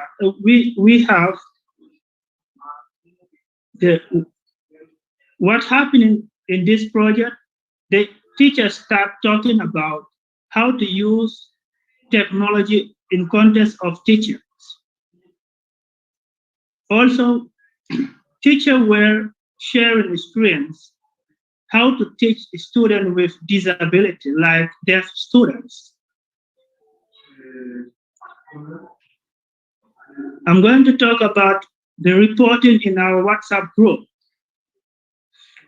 In each group of communities of practice, when they met, they wrote a report, they took photos, and they posted to our WhatsApp group so that they can be able to discuss and learn. Because we didn't cover all the English, all the school in Guinea-Bissau, and we took this platform of our WhatsApp group to share with other teachers, those who are not directly benefited from the communities of practice projects, which they are able to discuss and learn more, like teaching idea, like spider grounds for vocabulary short tests. Teacher write on the WhatsApp group and sharing idea and discuss. What we learned, why they change. Teacher learn a lot from each other. And all the group also, they learn through our platform of WhatsApp. Those who are not directly benefited from the communities of practice project. Teacher also discuss it and learn it how to use the new curriculums. Before this project, our government, they did a weekly training in secondary schools, but as we are facing so many difficulties in Guinea-Bissau, our government doesn't have enough money, and they stopped supporting that meeting. In these communities of practice project, and we up to date that those meetings, and English teachers are able to meet regularly and discuss about their teaching ideas. And the students also were more motivated to learn English, more interesting lesson. Like, for example, when we are talking about the rubbish, and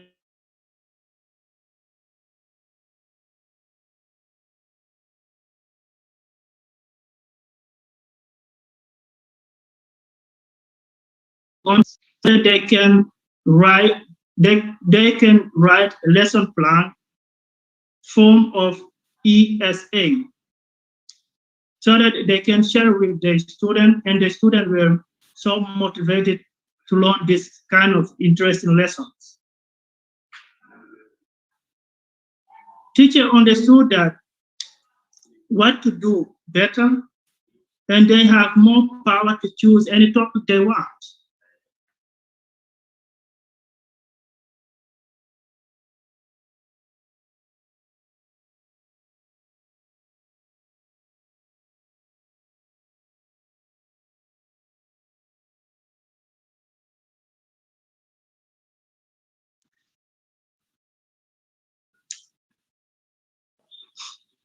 We are so lucky to won our TOTS Hornby project funding.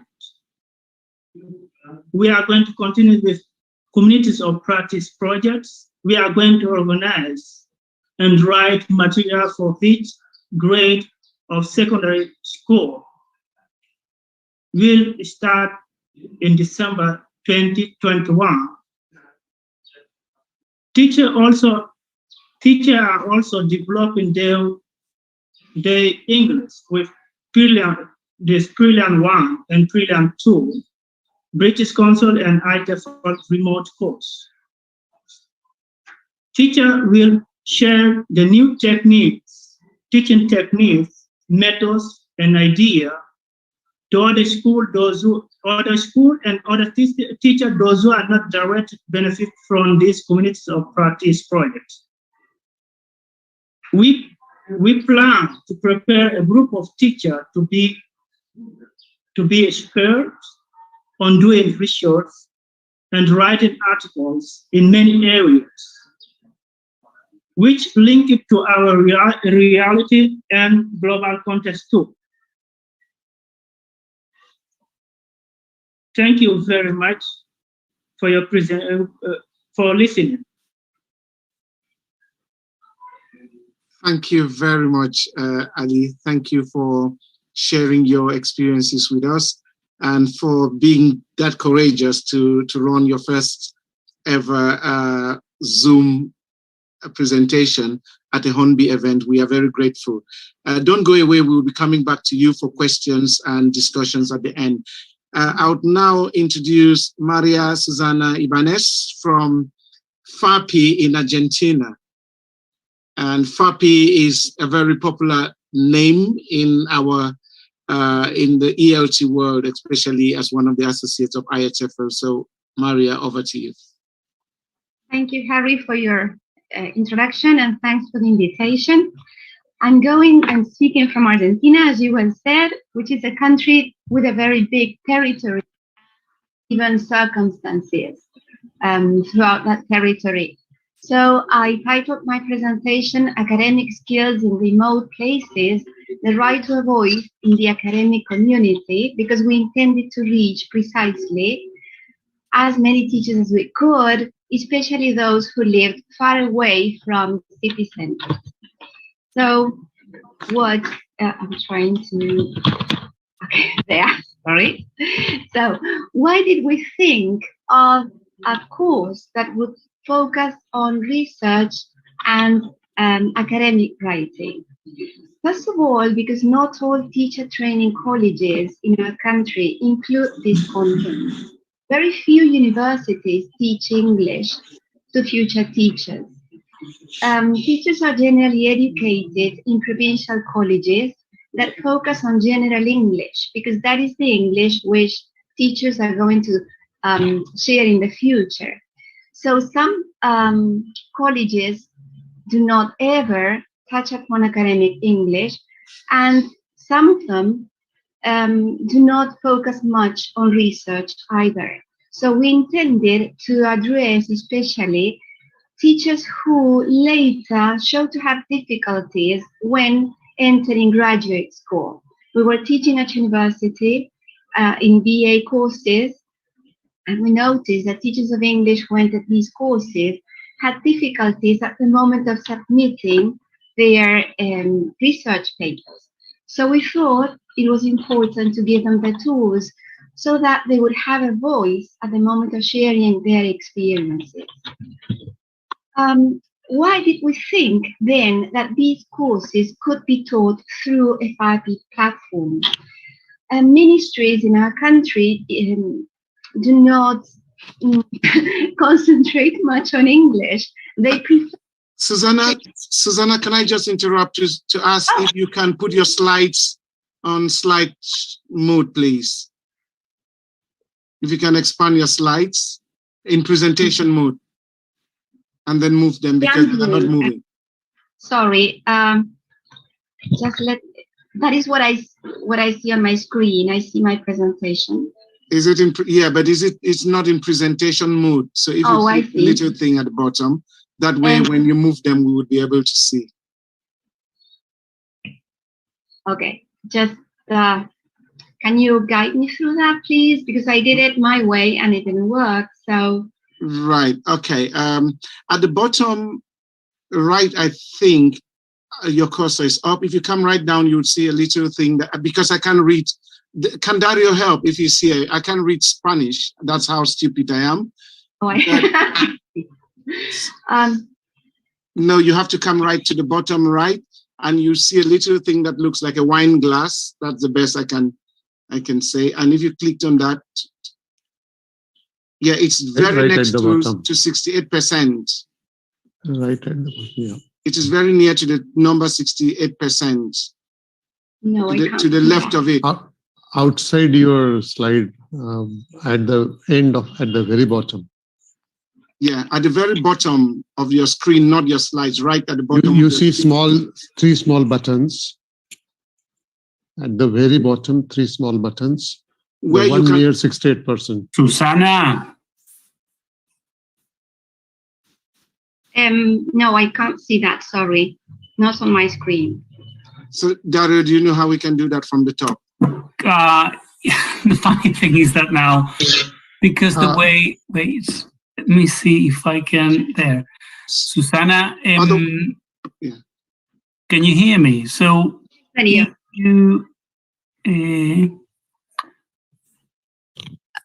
otherwise, I can just share your slides from my end. You want Susana, yeah, sorry, I'm speaking Spanish just for the sake of practicality.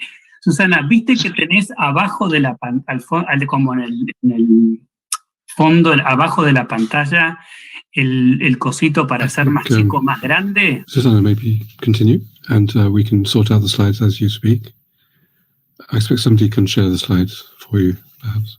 Yeah, if you stop sharing your screen, I would share your slides from my end. Okay. All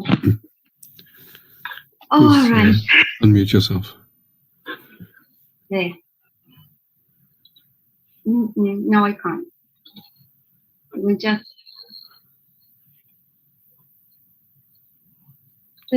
Sorry. I think you're muted, Susanna.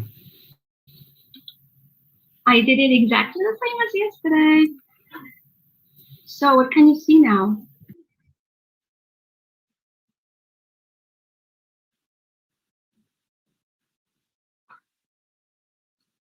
May I continue? Are you?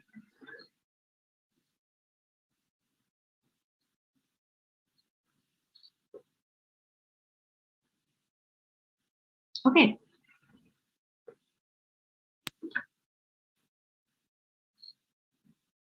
So I was saying that we thought that teachers had a right to a voice in the academic community, and that through these courses, we thought that we could reach those remote places where teachers are not offered these tools.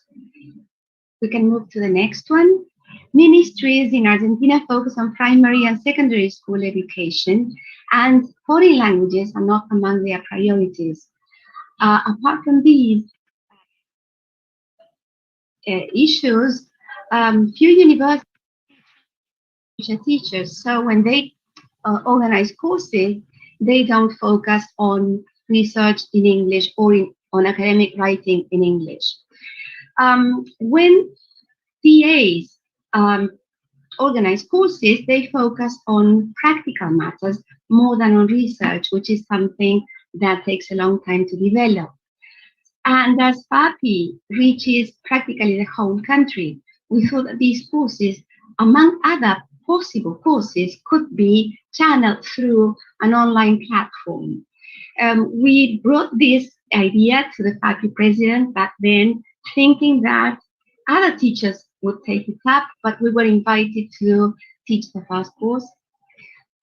So what we did was to present a project that included teaching research basics and academic writing to teachers all over the country, but to a small number of teachers because we were just 2 tutors.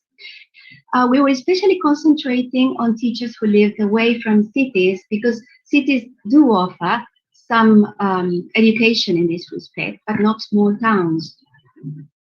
And we focused on an online educational platform launched at FAPI, This platform was just starting, so ours was, if I'm not wrong, the first course to be taught in that way. We intended to encourage participation in the academic community, and that is why we chose the FAPI conference, the annual conference, as a possible horizon for our study. We wanted to address educational issues that were current at the time, with a view to participating in the conference. The next one. The role then of the annual conference was just that of contextualizing our discussion and the production of academic texts. It provided us with a horizon towards which we could move. But the writing of paper, of texts, was inscribed in a genre chain. We thought that we needed to show teachers how to interpret the call for papers, how to present an abstract, how to enroll. We needed all that in order for them to see how all the genres within a conference were chained together. So we proposed initially the writing of a paper to be read in the conference, but we also proposed other possible texts. The attendees then were asked to produce this paper. They wrote many different texts along the course, but the final paper could be a project to be presented at that conference, together with a slide presentation that would accompany that the reading of their paper. For those who were not yet engaged in research and were also part of the course for the same, we proposed an essay, an argumentative essay, trying to develop the discussion, or to address or respond to the discussions that we held along the course on current teaching issues.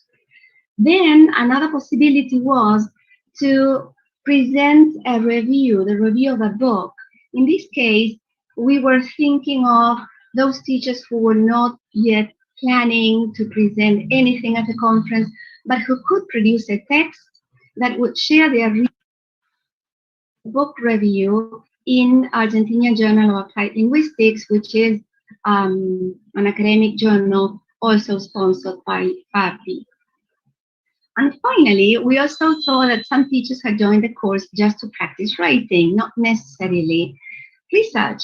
So what we proposed to them was the writing of a literary review, with a view to its publication in Goodreads. That was the most accessible of all tasks, because we noticed that teachers came from different backgrounds and had different writing abilities. So at the moment of assessing the course, the outcomes of the course, first, what we noticed was that some attendees said that they would continue researching to communicate their experiences. This was a basic course, so of course, we just presented basic tools, and they said that they would continue reading into the matter in order to go on researching. Others presented papers to FAPI conferences and successfully shared their findings, which was a great success. And finally, at least one paper, that was the one I could trace, at least one of the papers was published at FAPI's proceedings among the selected papers.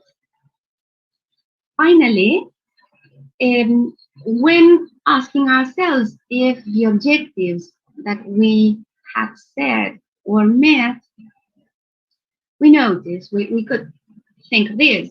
Teachers who had never received any training in academic writing during their education found a chance to start learning about the conventions governing our discourse community.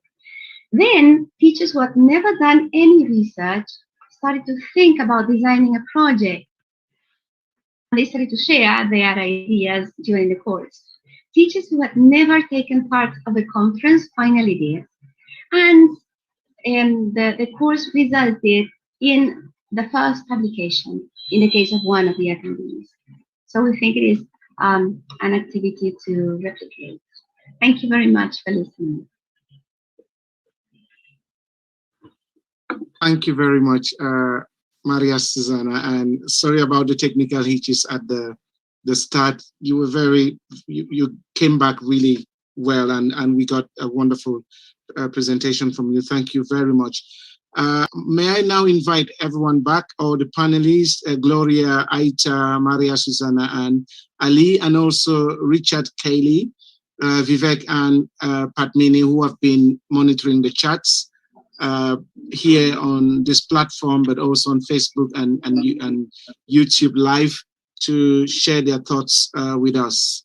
Can you share some of the ideas you've been reading in the chats, please?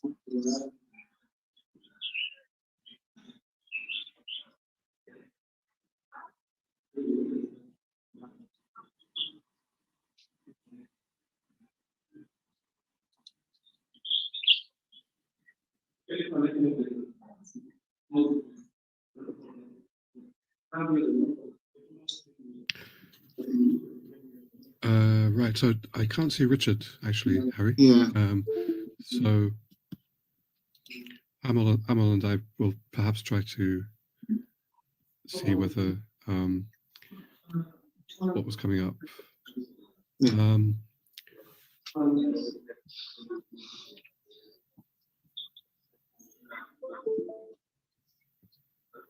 Okay, I can't really, I haven't really been checking that closely, but Amal, maybe you can help me here. Yeah. Thank you. Oh, there's Richard. Yeah. Okay. Oh, Yes, Richard, sorry about that. There was a delay in rejoining as a panelist, and I was looking at the chat. That was a fantastic series of presentations. The theme for the first part was research and researching the needs and capabilities of TA members. Let me start. Yeah. Now, what I would like as a first question, actually, which came up in the discussion, is the focus on needs and capabilities. I think the presentations showed us in quite an innovative way the value of a research on teachers' capabilities, not just on their needs. I think this was echoed in the different presentations, and certainly in the case of RISELT, in the case of ELT-GB in Guinea-Bissau, and later as well, we saw teachers are capable of a lot if they're given the chance. But the question I put to you was, how innovative was it to think about researching what teachers can do, their capabilities, rather than just what they can't do?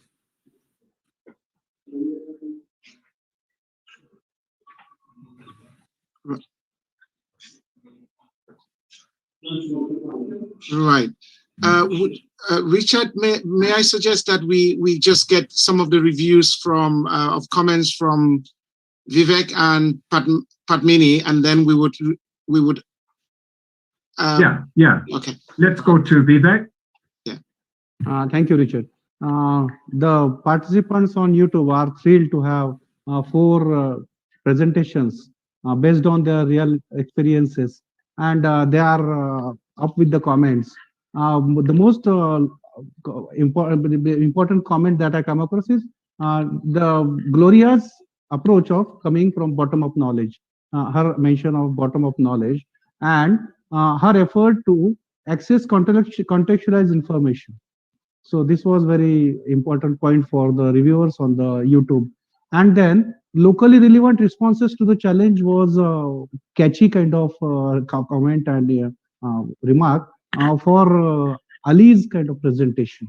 Also, his remark that the teacher came to know about what works and what doesn't work. That is the catchy kind of element for others on the YouTube. Then Fafi initiative about offering context to the activities was also a point of attraction for the participants on YouTube. Thanks. That's all from my side. Padmini? I think there are two concerns that I see spilling over also from the first session. And I think these are triggered. One, the first of them is has been triggered by Gloria's presentation. So maybe Gloria could help us understand this. The concern with funding. People have written about the fact that Hornby is there, Hornby Trust funds. So there's some kind of some activities and projects possible that encourage teachers to empower themselves. Now, what happens if the funding doesn't come, or if there are no resources for funding? So what happens then? How do we sustain initiatives begun through such project funding, and how do we get them going? Thank you for the question. Yeah, I mentioned before that funding has been a challenge for us because as I said, things are free. We don't charge members anything.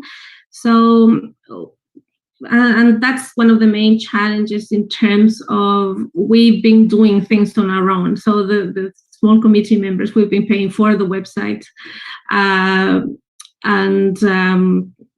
don't know, for conferences, we've been buying things. But it's been key to partner with local institutions. So whenever we have an event or a conference or something, we make a call, and then universities or institutions contact us saying, okay, we'd like to participate. So then we come up with ideas on what can you collaborate with and what are the things that we can do. So normally universities go through a process of accreditation. So when they contribute to other institutions, they get some points that get them more accreditation in terms of quality. So when we make the call, we open it to other institutions that are willing, willing to offer a venue, offer some help in terms of coffee breaks or name tags or things like that. So we've been able to manage that lack of funds with a call on the partner institutions from Chile, especially public universities, to also help us because they gain these points that I mentioned by partnering with us and doing these events, but they also contribute at the same time with the things that we don't have. So that's a way of how we've been managing that's a great way. And I completely understand because in my university, in our country, and in my own university, that's something that is common practice. And it's interesting that, we see, again, a lot of resonance. People have been noting this. And, what you've mentioned about the ways in which you could perhaps, look at funding, not in terms of money, but in terms of other facilities is something that INET in India has also been doing. When we have these conferences and events, we do partner with other institutions, and that becomes a really good, strong partnership. You gain through networking, you have access to resources that perhaps would, be really difficult to achieve otherwise.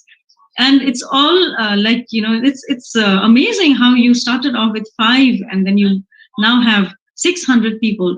So I suppose everybody's contribution in monetary value or otherwise does make a difference. So thank you for that, Gloria. There was one more question, if I can quickly. Richard, do I have the time? Can I take? I think you can answer. Yeah. All right. So there's one more concern, which is again, which it has to do with Ali's presentation on creating a new curriculum.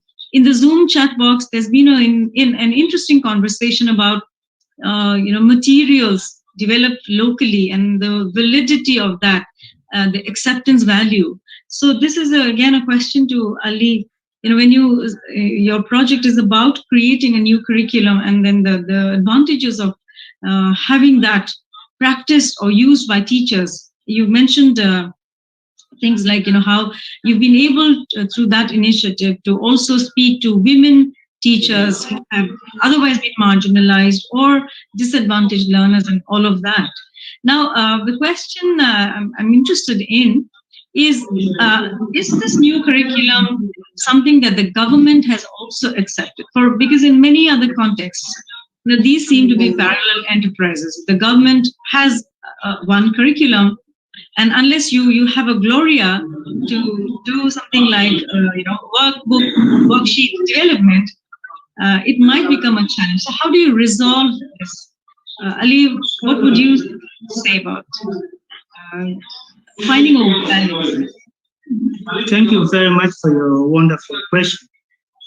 We are working in collaboration with the Ministry of Education.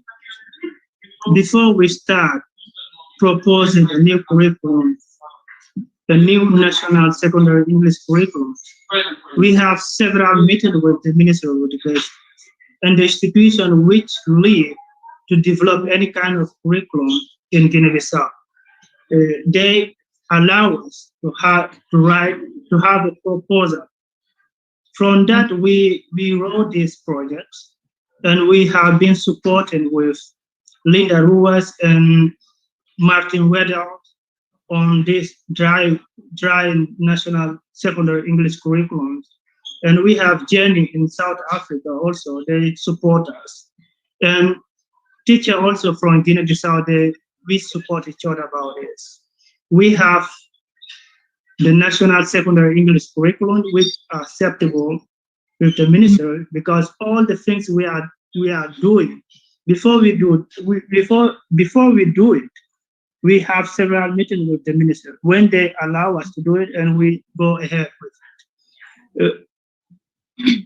Okay. Fortunately, we have several meetings regularly with the ministries, and this national curriculum, before we have this project, each school has its own national topic. It's not a curriculum. And from this project, Guinea-Bissau now have national secondary English curriculum. It means that teachers are teaching the same content, the same way in all over Guinea-Bissau. We are so grateful to thank Hornby Trust for these opportunities. Yeah, I think voices of teachers in numbers matter. When so many teachers benefit and so many teachers participate, that's one perspective, I suppose, that helps to make this something that is acceptable. And I suppose it also helps that the Hornby Trust is one of the partnering organizations. So this is another strain of conversation, that another thread that we've been having, how important it is to have bigger organizations support you in order to be heard. So I think that's a question that will not be answered at this point.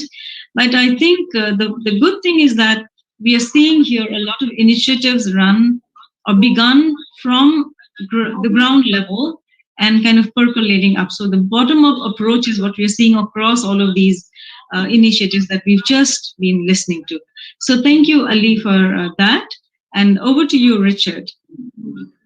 Thank you, Padmini. I think the discussion on materials, on course books from Rod Balido and others was very interesting, as you described. What was, just to add to what you've been saying, what Susanna was describing was a very interesting project, also on the theme of capabilities of teachers and becoming academic writers, becoming not just doing research, but sharing research and contributing to wider debates. I would like to ask, but it's not a trick question, Susanna, but how many teachers have been successful, as you mentioned, in publishing their research? Sorry, you're on mute, Susanna. Yeah. I can only speak for those who participated in FAPI conferences. I don't know how many others participated in other conferences, local conferences, for example, but I could trace around 20% of our attendees entering PAPI conferences. They expressed at the beginning of our course that they felt that they were just starting their career, that there were novel teachers, most of them. So they said that they felt they needed more experience, especially more teaching experience, because sometimes what happens with undergraduate courses is that they are taught how to research and how to write, but they have nothing to say yet. So they need to undergo certain experiences in their schools to spot where some problems may be, and then to construct that problem. And that takes a long time. So the tricky thing in academic courses is that sometimes writing becomes mechanical because they tend to speak about things that happen to other people. So what we wanted was to give them a voice in the sense that they would know how to communicate their findings, but also they would start to discuss those problems that they saw around them and try to think of possible solutions, and only then put together a text to share. So what I could trace along those 3 years and the immediately the next conferences was that around 20% of names, of those names I saw during the course, turned up at conferences. And one of them was selected, that's the one I could spot, one of them was selected as an author, a published author. Thank you. Your answer is very interesting, but there are two bigger points that come out of what you say, and also the other presentations we had on teacher association activity. We have a convention in program evaluation of valuing numbers. So a program is successful if we have a huge number of participants. And maybe we need to rethink that. Maybe we need to think, no, it is not having a huge number involved. It is about having a transformative effect on teachers, maybe very small numbers. Earlier today on communities of practice, I think from the class presentation, Joseph Kaleba, we had communities of practice of 3 people, 3, 10, 12. And when we want to have a transformative effect, that sometimes works with small numbers and doesn't really work if we concentrate on having large numbers. I think that is a really important lesson for teachers, for developing teachers. You kind of transform teachers one at a time. The second point is in relation to time. And you have clarified, Susanna, very nicely that teacher development is a career-long activity, and something happens, and maybe there is a positive outcome 5 years, 10 years, 15 years later. And if we kind of count everything and measure everything after 1 year or 2 years, we miss the significant transformative effect. I think we had the same thing.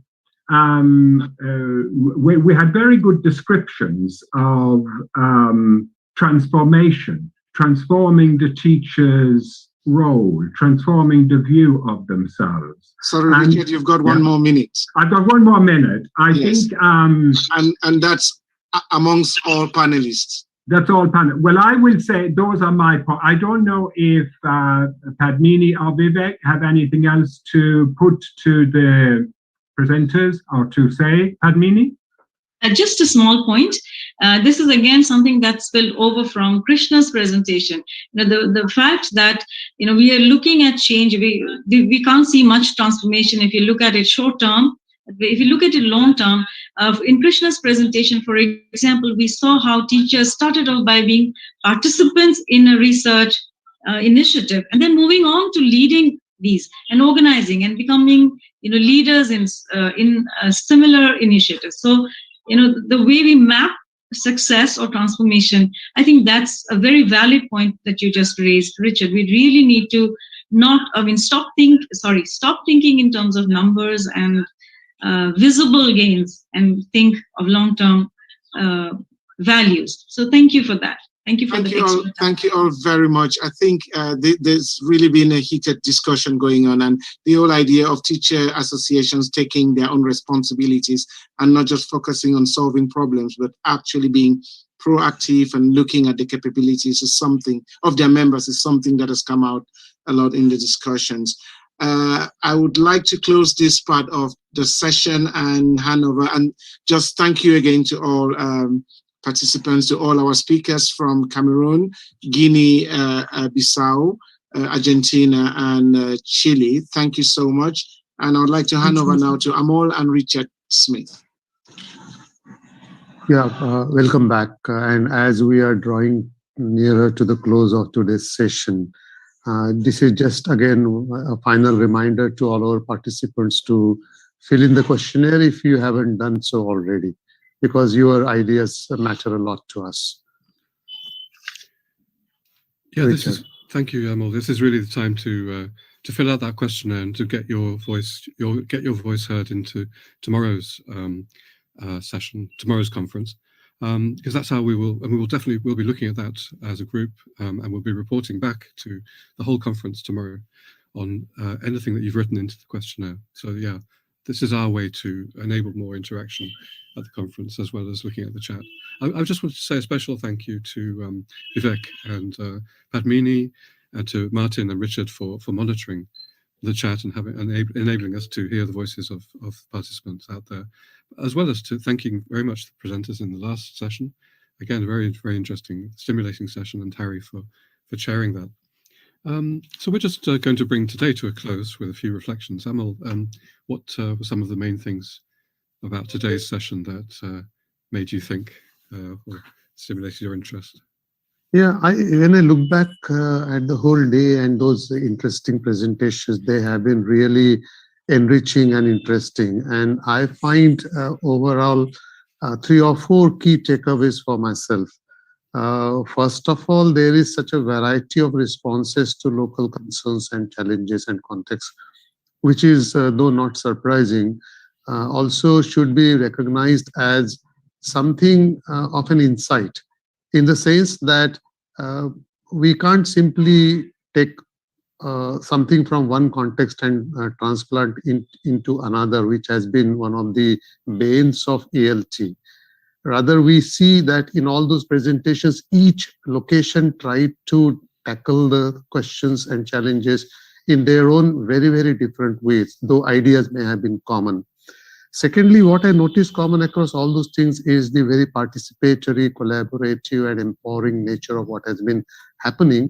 And along with that, a very interesting phenomenon that teachers themselves working as resources of expertise, knowledge, ideas to each other and to the wider community. Thirdly, I found that the very bottom-up nature, initiative, voluntarism of teachers. But then fourthly, I also find that it's not an easy task. There have been lots of challenges, and especially 2 kinds of challenges which came up only implicitly. One is teachers themselves are not often convinced about the value of those things. So that's why we find that although those initiatives are really very important, we occasionally find small numbers of teachers coming and joining them. Those who join immensely benefit. But then the question some of the people who were leading those initiatives themselves raised, why not other teachers come in? And related to that is also a point of motivation. So teachers may not have enough motivation to do this, because joining such initiatives, doing something voluntarily, is always adding to the burden of teachers' already overloaded lives. So when teachers engage in activity, they are essentially investing from their own time, their own energy, sometimes their own money. And that's another huge challenge all these initiatives are facing. And just 2 last points. One is in many cases, there seems to be some kind of internal decentering happening within the teacher association themselves. For example, if I may use that word, some marginalized elements within the associations are now being consciously recognized, brought towards the mainstream. And the last point I wanted to say is about the chats happening on 3 platforms, Zoom, YouTube, and Facebook. I have been peeping into some of them. And also I noticed one interesting thing which wasn't reported. Lots of people watching those things and participating in the chats mentioned that they also had similar experiences or concerns.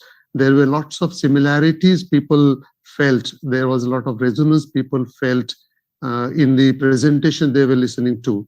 So I very honestly hope that now they have lots of ideas to take away from the people who presented today and maybe try some in their own context. How about you, Richard? What was your reflection? What did you find worth picking up? No, thanks, Amol.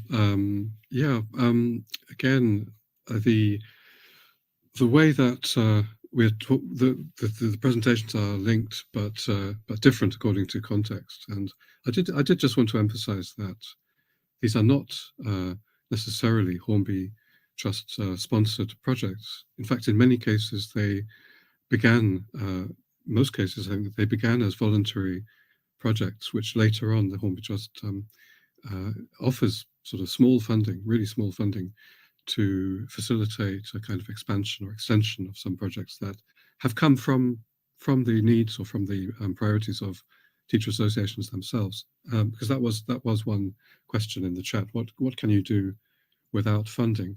Well, you can do whatever you heard today, because most of these projects are not depending on having funding. They are things which have been going on because they're what the teacher associations decided to do. And they have applied for, some of them, not all of them, have applied for Hornby Trust funding. But we've been going out as an initiative within the Hornby Trust to try to identify projects which we think might fit this notion of decentering ELT. We have to be very conscious, and we are conscious as a trust and as a committee, that there are possibilities of us as a, we don't like to see ourselves as a centre institution, but we may be perceived as that. The dangers that we co-opt or take over in some way initiatives which are local and which are diverse. But we like to think that we're not doing that. We like to think that we are giving a voice, really, to initiatives.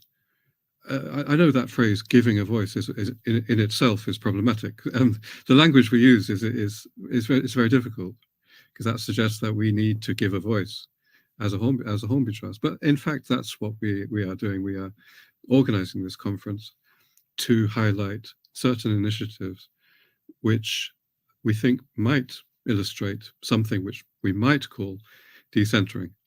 But I'm saying might because it's an idea. It's something we would like everybody to critique. We'd like everybody to think about, reflect on from your own perspectives. And we know that as a committee, we know that it's problematic. So that's why we really are inviting your perspectives. But we're trying to, in this conference, just to repeat the way we structured it. It was to kind of summarize. We think that we have found some themes emerging from what we've seen with teacher associations.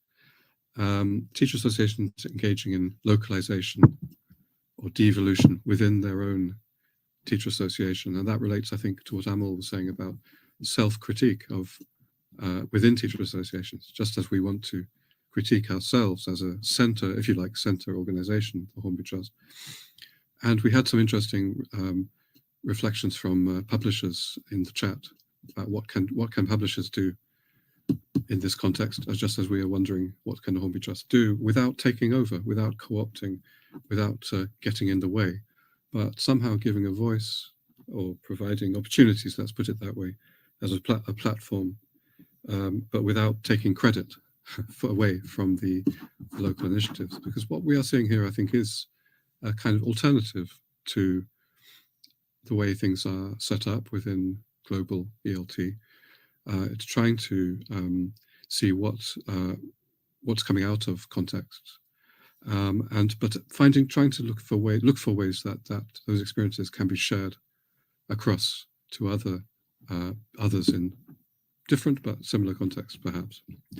So I think that if I may, just one more reflection, because the idea of research came up quite a lot, but it was research in different ways, not necessarily academic research. We heard about research by teachers for their own professional development with INET and maybe even with Sagun and Nelta, identifying success stories. We heard about research within Reiselt, more relatively academic research, but in support of local needs, local priorities. How can academic researchers partner with teachers for the benefit of teaching and learning?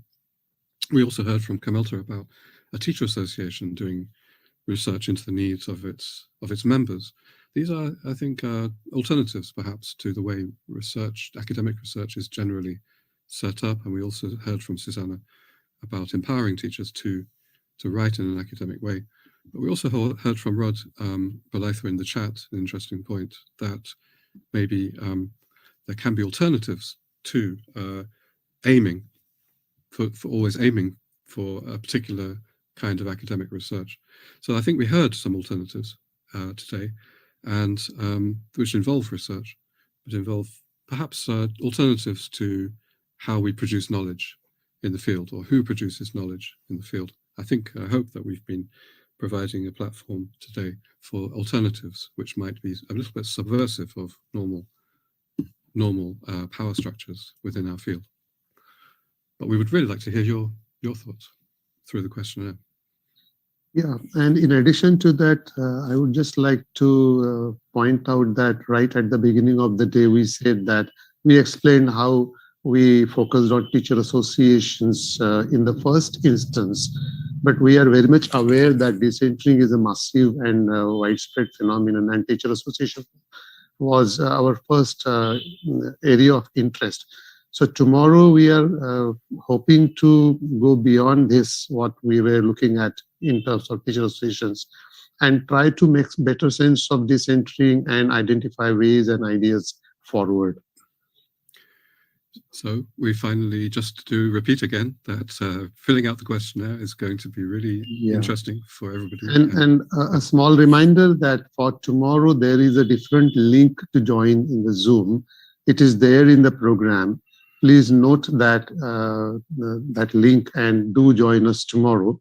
The live streaming on Facebook and YouTube will continue to happen on the same places where it happened today. And please do talk about this conference to your colleagues, friends, share your ideas. And if you find more people interested, please welcome them to watch on the Facebook and the YouTube.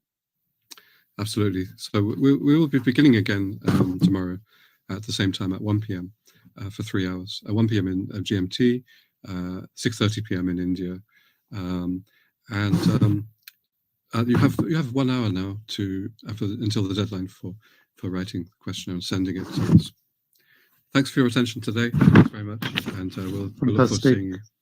Thank you very much. And shall we bring the day to the close, Richard? Okay. Yeah. Yeah. So thank you, everyone. Thanks a lot. Yes. Thank you. Goodbye. Bye.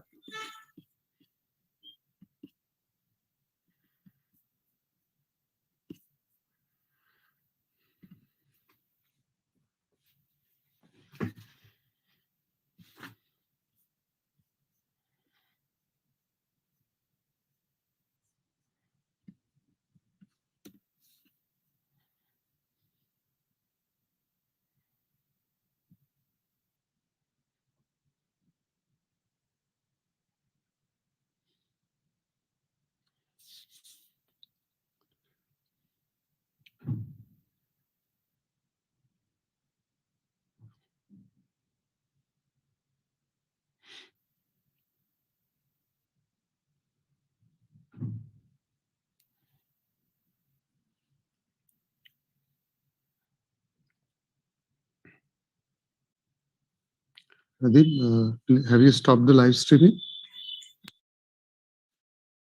No, the live streaming. The Sir, live stream is still happening. Yeah, please make me host for that. Yeah, sorry. Well done, Nadeem and Debbie and Amal. That's good. Yeah, Debbie and Nadeem have really handled it well. Yeah, that's great. Thank you, sir. We have stopped the live streaming. Wonderful. Okay, so see you then tomorrow. Yes, Yep. We are meeting earlier Yeah, tomorrow for that questionnaire. Okay, That's right. see you. Bye. Yeah, well, Thanks, Nadeem. Thank you. Thanks, Debbie and Nadeem. Yeah. Thank you.